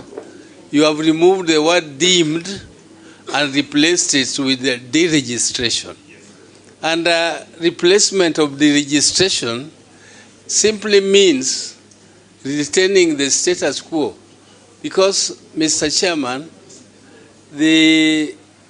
when you deregister, you remove him from the party. He is not going to be a member of political party, but he is going to remain as a member of parliament, because removal of a member of parliament has been changed.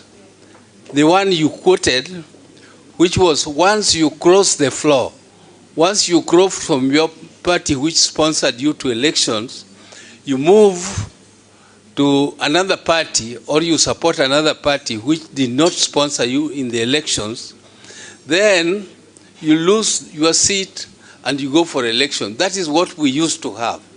What we have now is that a member of parliament can either resign or be recalled. And that process of recalling is very complicated. So how do we amend the law so that when you register a member from a political party which sponsored him to parliament, then he loses his seat? Otherwise, the people, they will just continue the way it is until the next election. They will not feel anything. They will just continue to be members and support the ruling party the way they are doing. And I don't think they really will bother.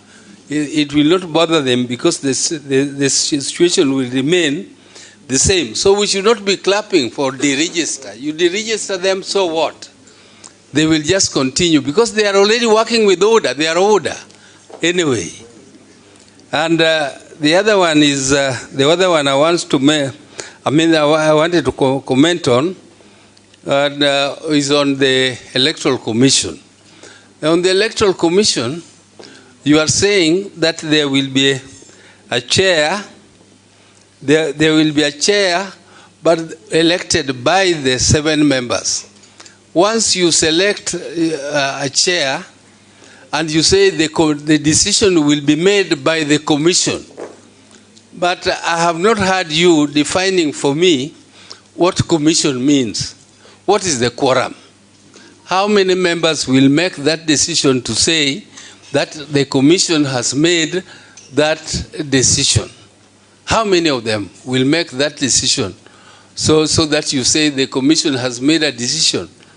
Of course, you have made them 7 so that, you don't have, and I don't know whether this chair has any extra vote to decide, or he is just a chair and he doesn't have you call it casting, the casting vote or something like that. So how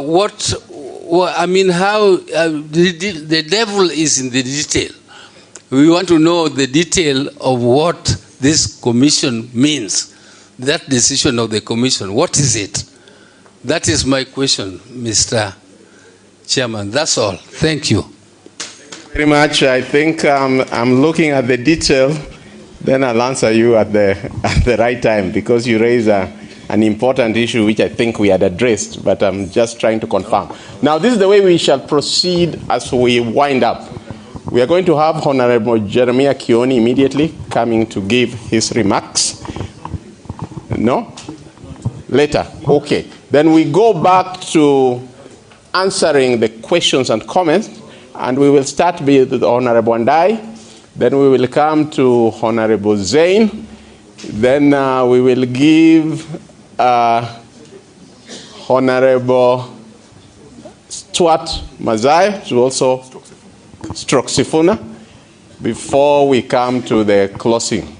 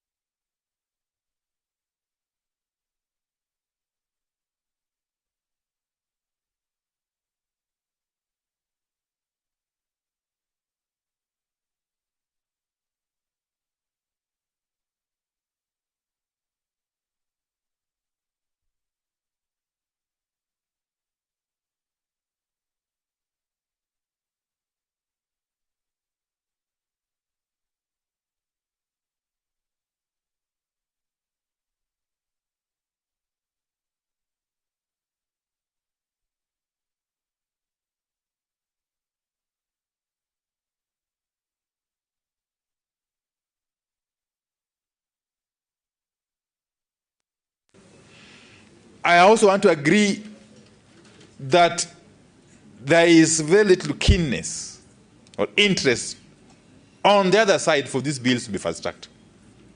And therefore, it's incumbent upon us who are here, especially those who are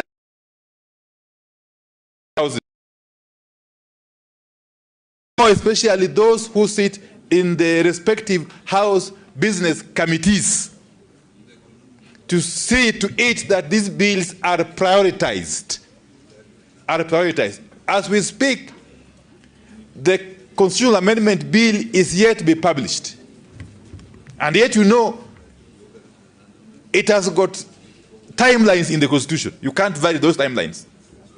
And yet again, we know that two of the statute amendment bills, that is the leader of opposition bill and the coordination of national government amendment bill, are dependent upon the passage of the constitutional amendment bill. You must understand that you won't be able to touch on the leader of official opposition bill or the coordination of national government amendment bill, which is a bill dealing with the office of the Prime Minister, the proposed office of the Prime Minister.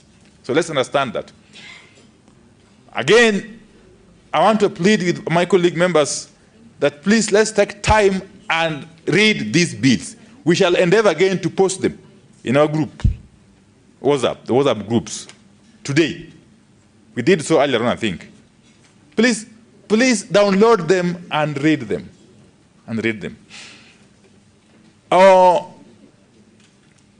The entrenchment of funds, there are only 3 funds that we are entrenching in the Constitution, for clarification, for clarity. The NGCDF fund, the Affirmative Action Fund, and the Senate Oversight Fund. The World Development Fund is not being entrenched in the Constitution because we realized during Nadco proceedings that there's already a clause in the Constitution that provides for such funds at the counties.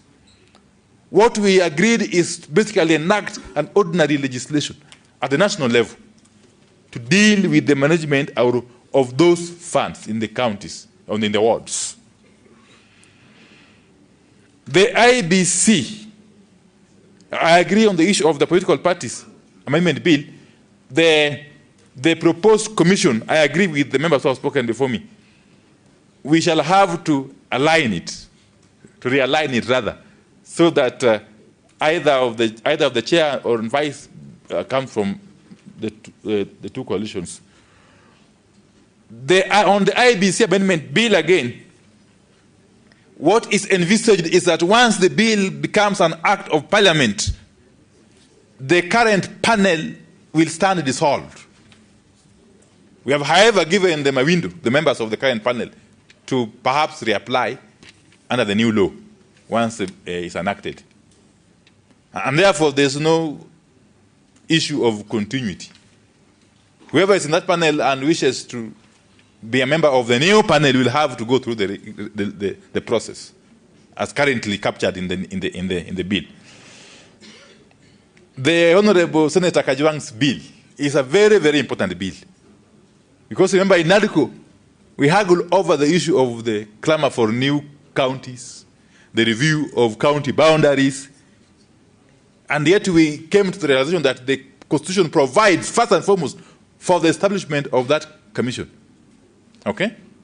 That was our recommendation, that let the commission be established under the law for it to do its bit. The opening of the server. You will realize that in the Nadco report, we had agreed to the establishment of a panel of 6 persons to undertake a holistic audit of the 2022 elections, presidential elections. And we went ahead as Azimio to nominate our 3 persons, one of whom is Senator Judy Pareno. Of course, the others are Senator Amos Wako and one Julius Njiraini. The Kenya Kwanza side, again, of course, also did their nomination, albeit too late in the day. They dragged their feet up to the very last minute. All the same, they did their nominations of their three panelists. However, this process has been stopped midstream. In fact, even before it took off by a court order, which was issued somewhere in Kiambu, I think. So we are fighting it in court for the order to be lifted, for that panel to be inaugurated, for it to do its work. So the issue of opening servers still remains alive as far as we are concerned. Finally, the issue of the bills again. There is no issue of us starting with political parties and so on and so forth. Let all these bills be progressed. The 4 in the Senate must be progressed. The same way the 3 now remaining in the National Assembly must also be progressed. They must all be prioritized. Because they can be addressed, they can be handled, they can be processed concurrently or simultaneously. The political, and this year Senator Mazai will have to comment on this, or Senator Sifuna. The definition of parliamentary party, as was ably explained by Senior Counsel Otienda Muli, it was lacking, it was missing in the original Nadco bills. Nadco did not define parliamentary party. The Joint JLAC Committee, in its wisdom, defined it. And that was one of the amendments that we agreed could be introduced in the IBC Amendment Bill. The definition, however, was limited to basically lifting it from the National Assembly signing orders. That therefore left out the bit of the Senate. My take, and I will be advised, my take is that as it is currently, we are safe with that definition. However, if there's room to make it uniform, that 5% be applicable both in the Senate and National Assembly, I have no idea. But we are totally opposed. To the idea of tampering with the current situation in Senate, which is that a parliamentary party is a party with a minimum of 10 senators, from what I understand. Any attempt to bring down that number would create problems. Okay?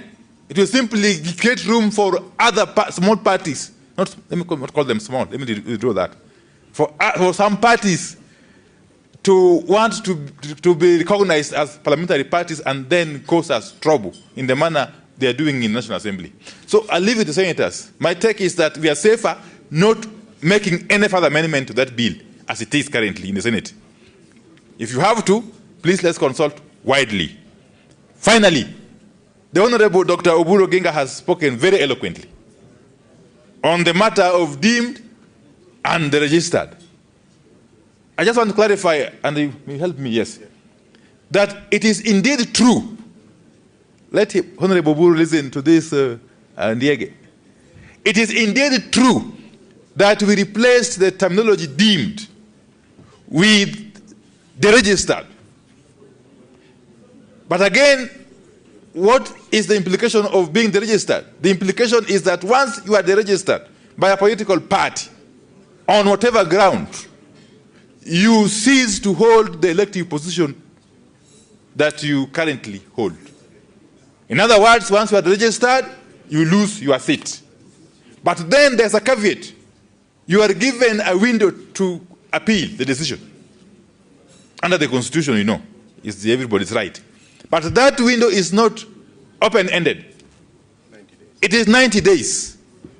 From the time you are registered by a political party, you have got a maximum of 90 days to go through the appeal process in court.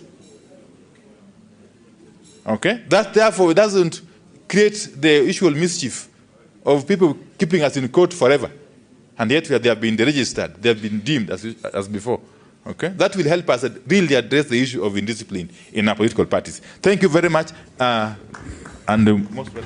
Thank you very much. As I ask Governor Nderitu to come, I just want to reiterate what Honorable Ndai is saying, although also give room to what Dr. Buru is saying to be looked at in detail, because we might have missed some details. But indeed, the current Article 103 says that vacation of office of Member of Parliament under 1I, as a member of a political party, the member resigns from the party or is deemed to have resigned from the party as determined in accordance with the legislation contemplated in Clause 2. Now, what we have done in the constitutional amendment, and I'm sorry, because we were lifting what we have in the bills to the constitutional amendment, what we now have under the constitutional amendment bill, under 103, is, under I now, one vacates the office of a member of Parliament becomes vacant. Under I now reads, as a member of a political party, the member resigns from that party. No, I'm reading the wrong one. Let me read the right one. Resigns from, anyway, the point is that if you are deregistered now, you cease to be a member. And once, as Honorable Wandai says, you have exhausted those 90 days, then that registration takes effect, and therefore, you know. But we need, I've told Tony Muturi that we'll look at it so that any loose ends are tied the way Dr. Buru is saying. Governor Murithi. I was asked by way of a note to say the three big things. Now, look, members, we apologize, it was brief. The leadership will organize a detailed briefing. The slides that we have prepared will in any case be circulated to you. I'm told it will be quite soon before you get back into debate. So the three big things: the VAT treatment is increasing the price of bread and allied products. It's also increasing taxes on financial services. The new taxes on motor vehicles will increase the cost of transportation. So those are the sort of three big things. But I leave it there. When we meet again, we'll go into detail. I also notice, of course, some Kenyans are inviting themselves to our event on Friday. So we should say that the accreditation of delegates is going on, and they shouldn't do that. We are accrediting professionals, business organizations, clergy, civil society. It is organized by political parties who are members of this coalition. That's really what all Kenyans should know. Political parties, but also other parties who are not members of this coalition. It's by invitation. We thank you very much. And Asante, I think Honorable Kioni will add to that. Yes, Makofi. Thank you. Okay, now Honorable Zain, you can come and answer the questions that were directed to you on elections.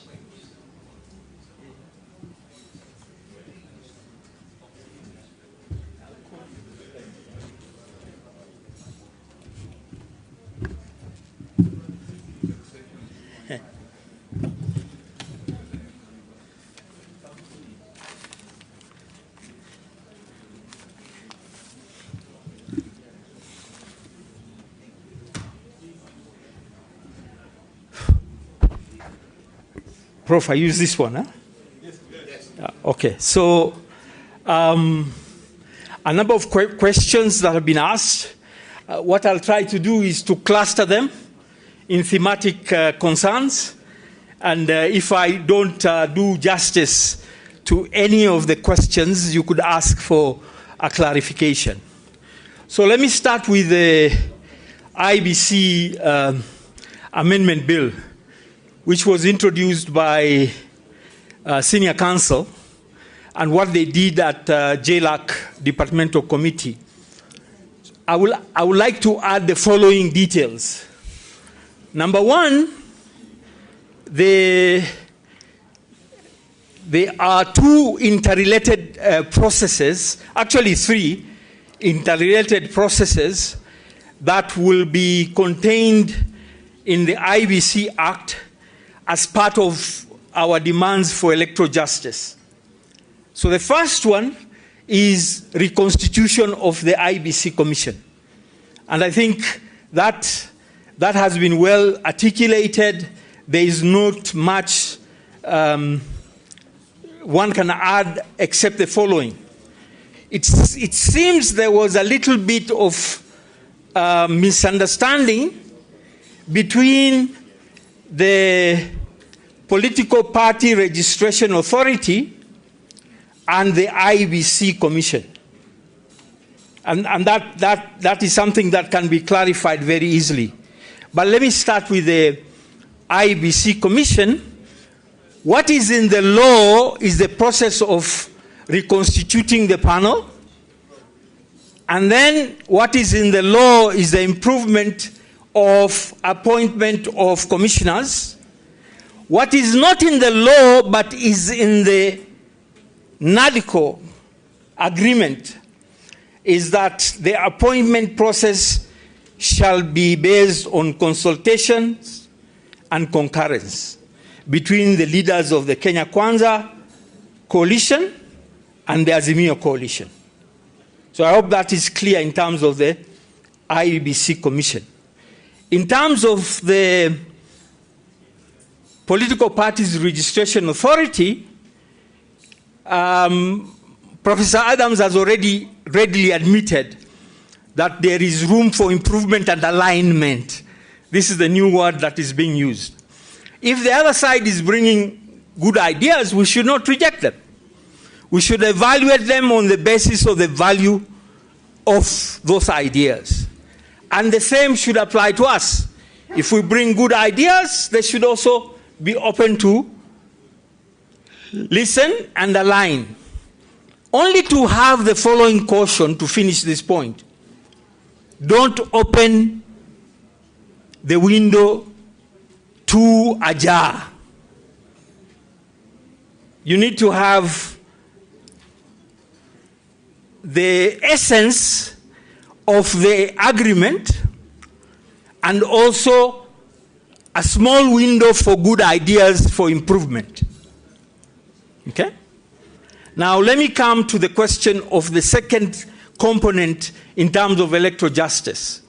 We've said you cannot have electoral justice if the full gambit of the constitutional requirements are not implemented. One of the aspects that we have never used in the Constitution, no one has ever used, we are the first one to identify it, is in Article 88.4H. Under Article 88.4H of the Constitution, there are three processes that IBC are supposed to facilitate. In our interpretation, and the correct interpretation, is that these three processes are outside IBC. IBC cannot do these processes. So what are these processes? Process number one is election observation. IBC cannot observe its own elections. Process number two is monitoring of elections. Lo and behold, we have never opened up to say what does monitoring of elections constitute. And there is great room in monitoring of elections to do due diligence to ensure that elections are credible. But the third and most important is the evaluation of elections. If IBC does an evaluation, that is an internal evaluation or internal audit. Under 88.4H, we demand that it is by an independent body.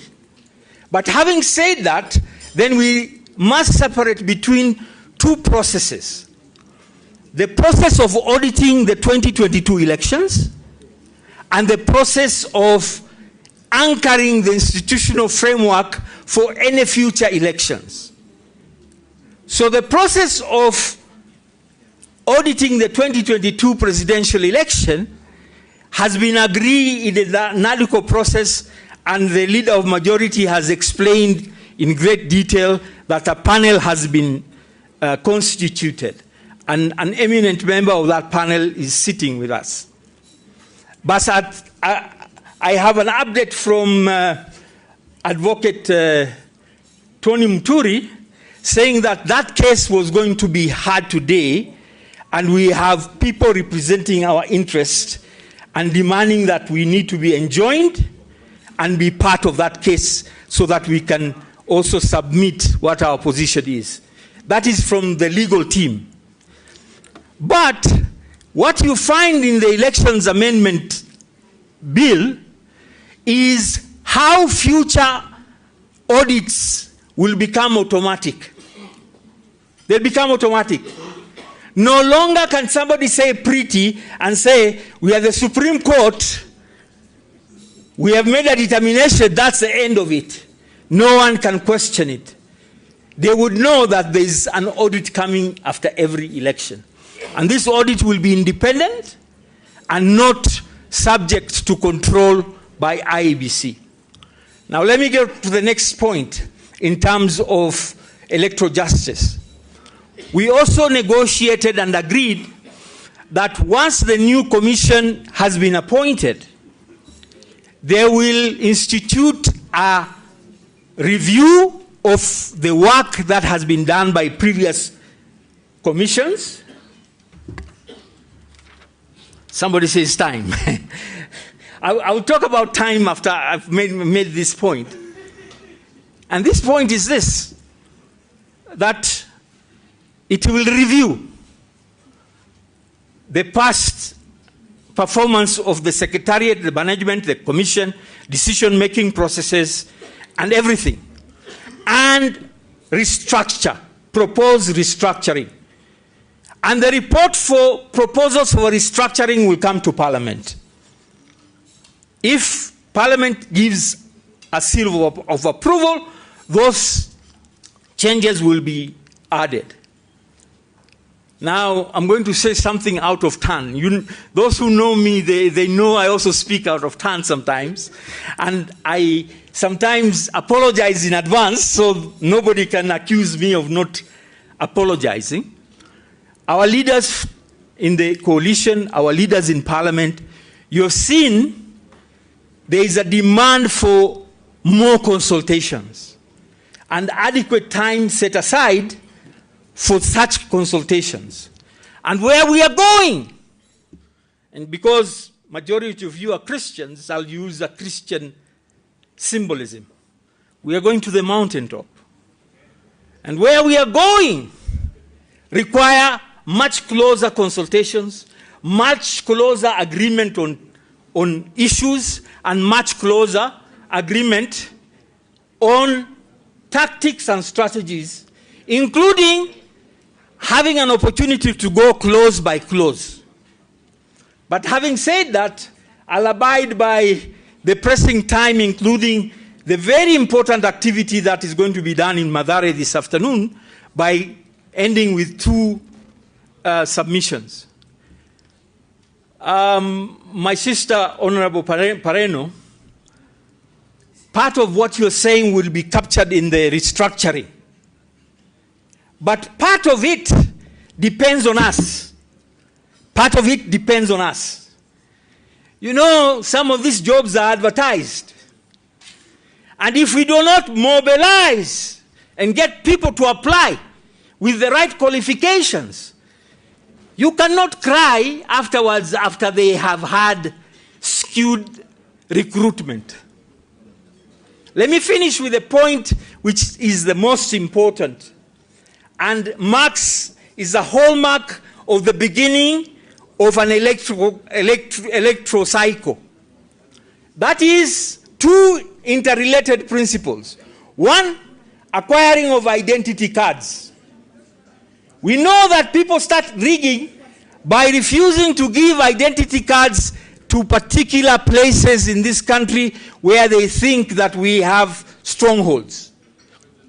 So we must demand equality and equity in the issuance of identity cards. Why are identity cards important? Because you cannot register as a voter if you don't have an ID card. Simple logic, right? Then the next thing is registration of voters. So my sister, Senator Pareno, the register is going to be reviewed, but we must. Do you know that the continuous registration is going on? So we should be registering people if we are serious, because that forms who can vote in this country. Let me finish with Senator Omtata and related matters. Senator, we don't want to, wanasema Waswahili, kwenye kuku wengi usimwage mtama. Sasa hatutaki kumwaga mtama mwingi hapa, lakini kusema hivi, elections zinakuishia at the polling station. I'm agreeing with you.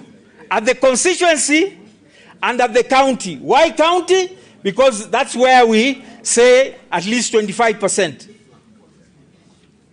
Bomas become superfluous.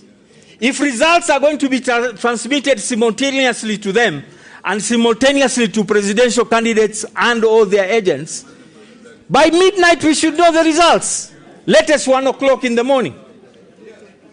And by that time, each constituency will declare the presidential results and it will be published in the media. Thank you very much for your kind attention. Thank you very much, Honorable Zain. Now I want to hand over the program to the Senate Minority Leader, Honorable Stuart Mazayo, who will handle this last part of the program.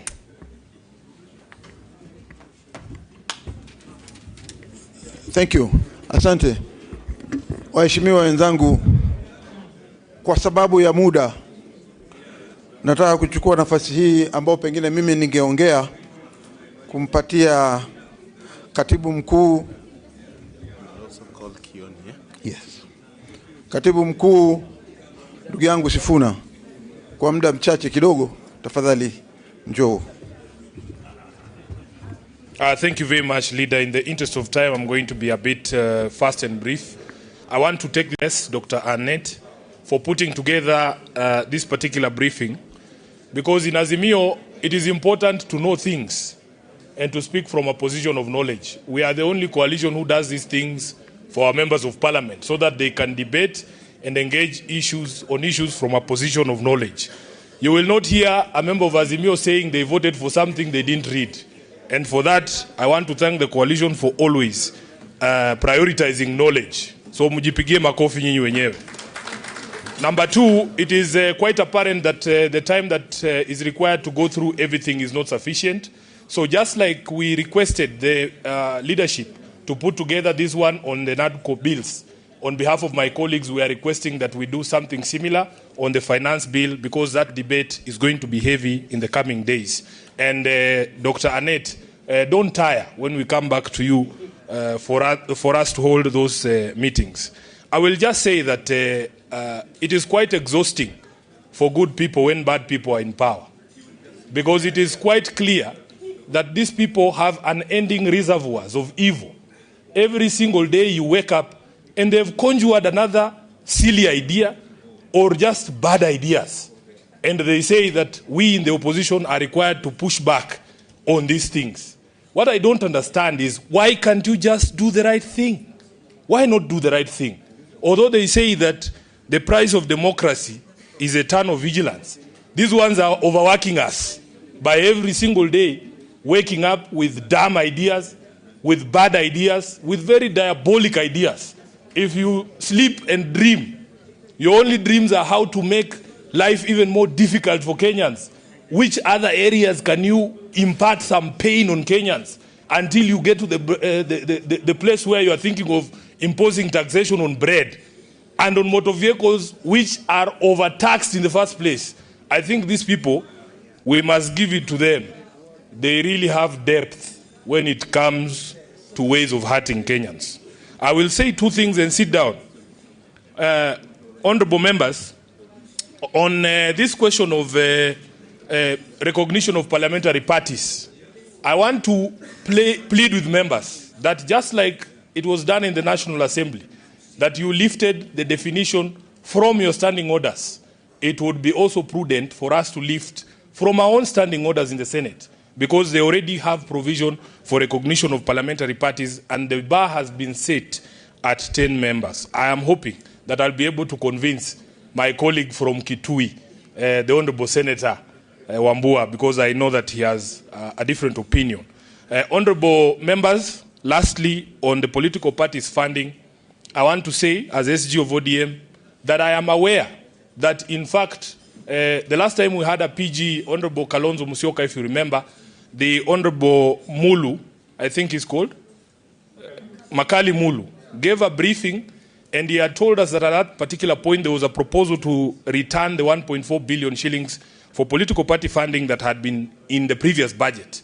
The information we are getting right now is that there is already a proposal from Treasury to cut that back to 600 million shillings for all qualifying political parties.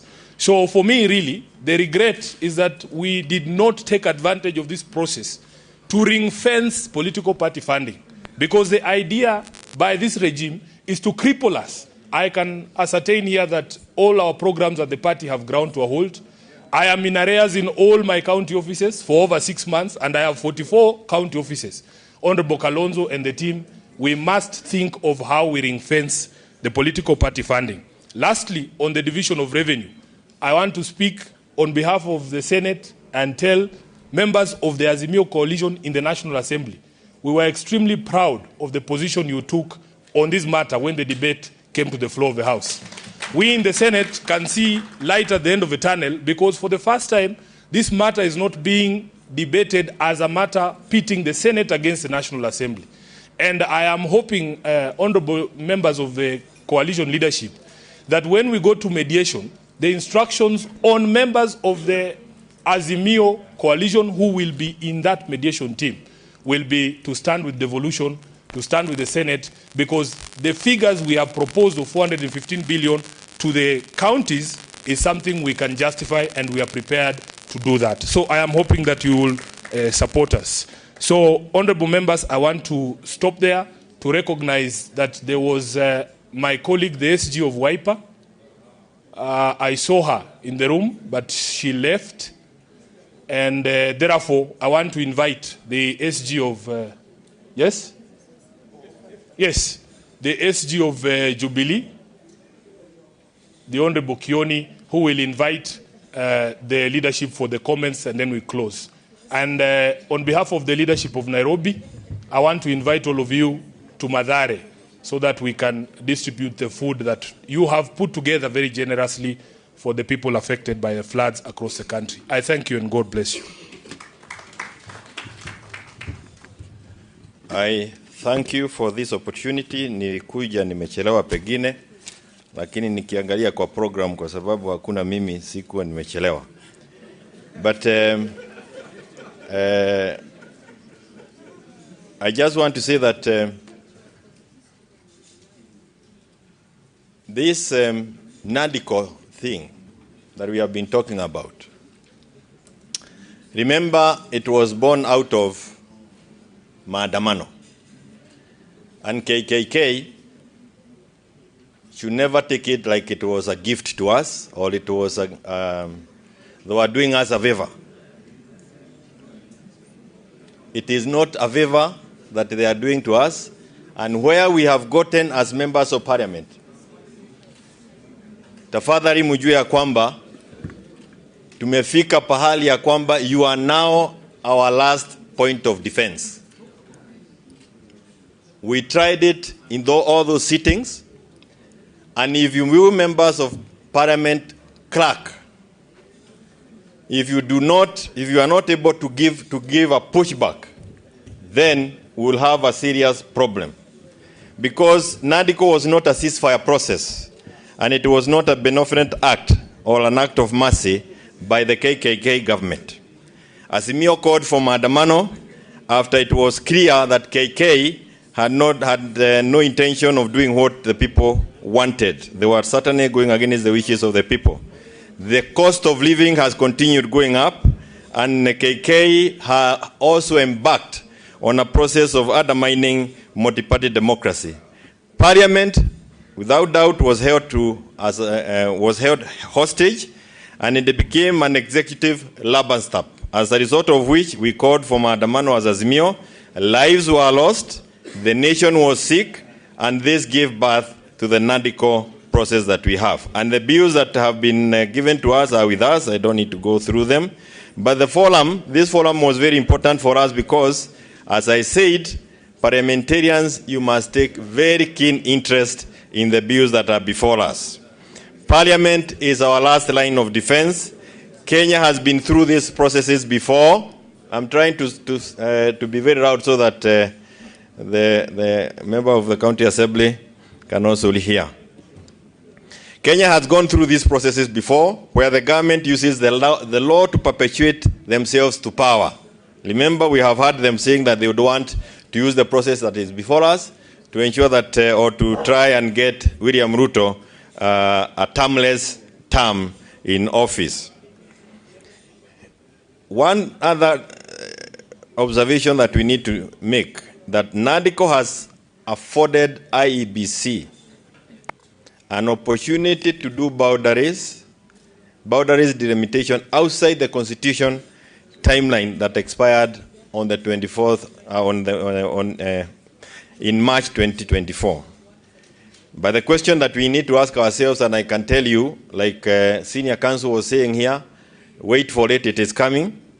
How sure are you that this regime will not introduce amendments to violate constitutional timelines on the elections date?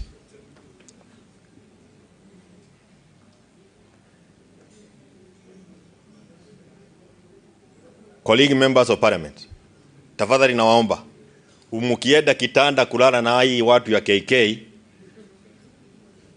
there is no other hope left for this country. The very true hope that is left is this widow of Nadco. Na Wakenya, wale ambao wako na imani ya kwamba kuna jambo lolote linaweza fanyika after this, wanawaangalia. So don't lie to us that you are going for project. Those are stupid old stories. When you talk to Kenyans out there, they are suffering, and when they hear you saying some of these things, they wonder which umeangushwa kutoka which planet. Na ndio naona sisi watu ambao wanakaa karibu na mlima, because how is it that we had 32 members of parliament? In fact, in Azimio, it was Azimio, ODM, and the next largest parliamentary party was Jubilee. It is ODM, Jubilee, Wiper, DAP in that right. And we find ourselves that it is very difficult for us to even feature on programs because our members took off. I know that is why you forgot me on the program.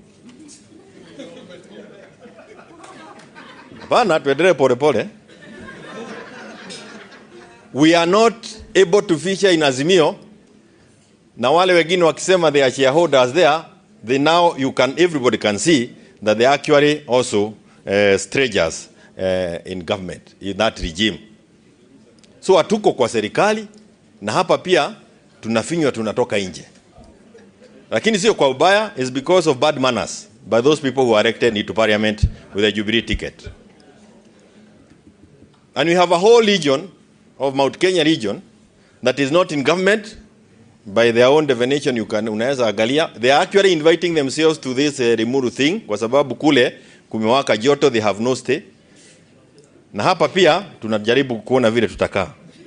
Kwa hivyo Friday, this is what has informed us and I want to tell you, what has informed us in the mountain is that our voice is lost. A block with almost 8 million votes is lost. And we meet on Friday, this Friday, at Limuru to do the Limuru 3. If you want to know where Limuru 1 was, it was there. There was Limuru 2, and we made some very fundamental decisions. Now, let me say this.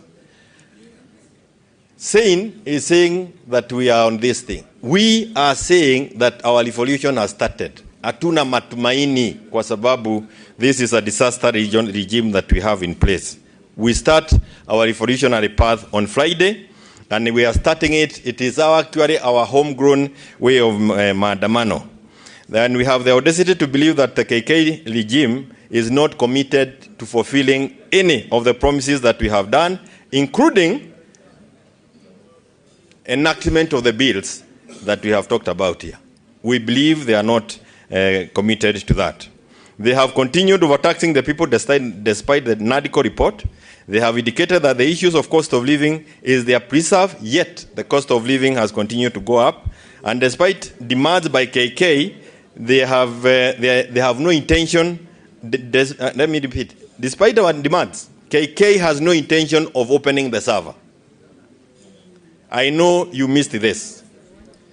The judge who gave the orders, the temporary orders, stopping the opening of the server, is the same judge who gave orders to Sabina in the night to stop us from naming Mwenje as a deputy minority leader. This is a big scheme. It's a big scheme, and we are missing it. And I can tell you, you are dealing with a horrible, horrible group of people. They are actually a disaster. They have continued killing all sectors.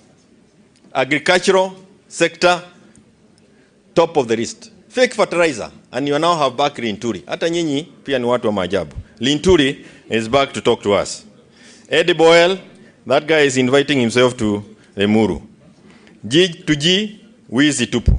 Sugar scandal, housing levy, wanasema ongeza kodi ya rent ya hasara ili waweze kupata pesa nyingi ya housing levy. Hata wenda wazimu iko ndani yake. Wale ambao wanaelewa mambo ya development, lad. That is also another scandal. Davivi, as I finish. Davivi, 100,000 Kenyans are being evicted. Why?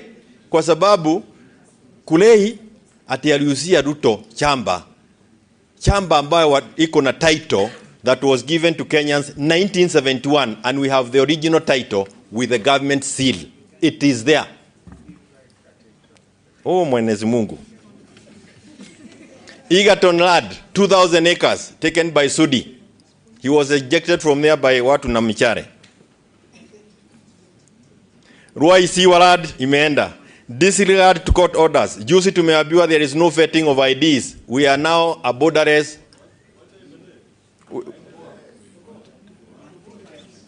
I'm finishing. I'm just finishing. We have no vetting of IDs, so borderless. Goja 2027 mutachangaa wale walipiga kura wametoka wapi. They have been unable to fire of floods because it themselves is a disaster, and a disaster cannot declare another disaster a disaster. The Lemuru 3 that we are having on Friday, I want to conclude, is organized by political party leaders who are also members of Azimio and those who are not members of Azimio. Over 31 political parties have come together in that region. And we are calling ourselves together because we have come to a conclusion that there is no hope. The only thing we can do is to push back mpaka wakati yake ifike. Tafadhali nyinyi pia msaidie sisi. Shikilieni akina Sifuna. Don't allow these guys to collapse. They have collapsed everything. And they are not going to help anything. If you have any iota of hope, wachana na hiyo. Tuombe Mwenyezi Mungu hii miaka 3 ikuiche kama jana. We throw them out. But we have to be very careful.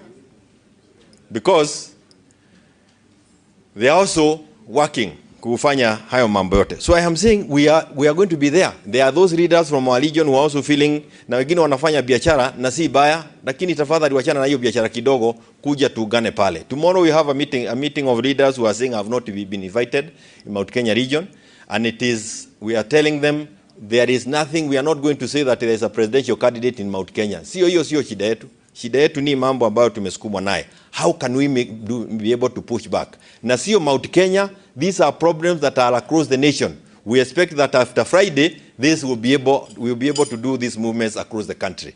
Jamani, we have a disaster in power. If you are not careful, they will make you a disaster. Your Excellency, 10 a.m. tomorrow. Your Excellency, SKM, Stephen Karonzo Musyoka. Karibu sana. Thank you so much. Hey, Jeremiah. That is Jeremiah Kioni for you. If you are careful, if you are not careful, he might declare you also a disaster. Well, ladies and gentlemen, it's been a phenomenal morning, and I agree with what Senator Sifuna has just said on behalf of so many of you, that we will need a bit more time, a bit more interaction. Therefore, a retreat is truly in order. So these are not strictly resolutions, but I think this is what you have picked up for what you have picked. And let me please get my reading glass. Thank you much.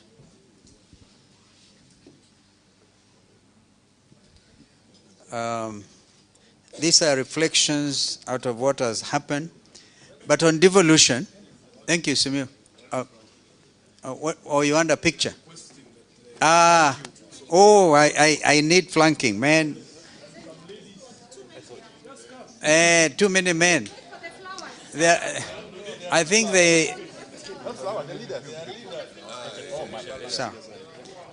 they missed the network. They didn't get the full network. Thank you. Thank you. Kila mtu patch. Yeah, if you can't make it, embrace. Thank you so much. But on something that came out on devolution, are you members of parliament aware that there are regulations that are coming up in order to specifically undermine devolution, give primacy of place to village administrators under CS Interior? Watch out for that. What members have agreed is there must be clear timelines for the implementation of the National Dialogue Committee Nadco bills. And there's a proposal here to have this within 2 months. And on the constitutional amendment, 6 months. We are not talking about parliamentary months. You're talking about calendar months. 2 months for the bills that are 4 of them emanating from the Senate and 4 of them emanating from the National Assembly, and already the IBC amendment bill is already I think they're already on to second reading, and this is making progress. But the constitutional amendment, 6 months. These are products of a negotiated process, and we stress negotiated, that came because of the sacrifices of more than 72 Kenyans who lost their lives through the demonstrations. We can only honor them by doing the right thing. We urge you as Azimio legislators and those who want to be on the right side of history to be vigilant and thoroughly scrutinize all the bills that come to the committees and the floor of the House. Let us ensure that they do not claw back on all our negotiated gains. Thirdly, the Kenya Kwanza regime continues its avarice appetite for taxation. The new raft of taxes in the Finance Bill 2024, from bread to M-Pesa transactions and motor vehicle taxes, speaks to their callousness and inhumanity. I notice that Parliament has given the 28th of this month as the last day for those who want to submit their memoranda by way of public participation. The impeachment trial of the Cabinet Secretary for Agriculture and Livestock Development, Mithika Linturi, was the biggest farce thus far. That 7 MPs could overturn the vote of 149 members of Parliament how would you call this? It's absolutely ridiculous. Mr. Lenturi should do the honorable thing and resign. Number 5, this is a clarion call to the Azimio fraternity and all Kenyans of goodwill that we are ready to exercise our constitutional right under Article 37 of the Constitution of Kenya. That is the right to peaceably assemble, to demonstrate, to picket, and to present petitions to public authorities. We thank Conrad Adenauer Stiftung for hosting us this morning. We continue to appreciate your partnership in broadening the democratic space in our country. We thank you. Thank you very much.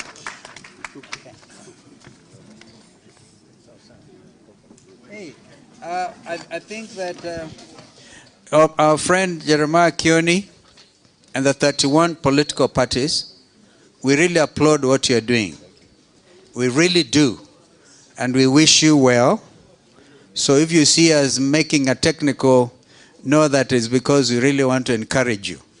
Or if we don't show up in any way, you know we are still with you. It could be the beginning of a people's revolution. I thank you.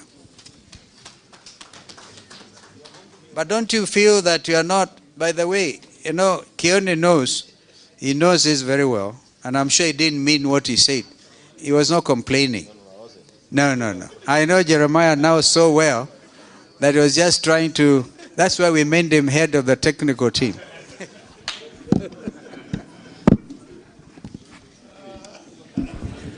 Thank you very much. Allow me to invite Okango to give directions. Okay, one more announcement. We have lunch that has been prepared for the guests.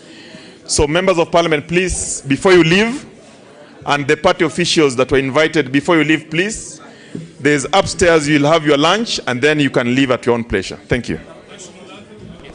National anthem. Okay, national anthem. Let's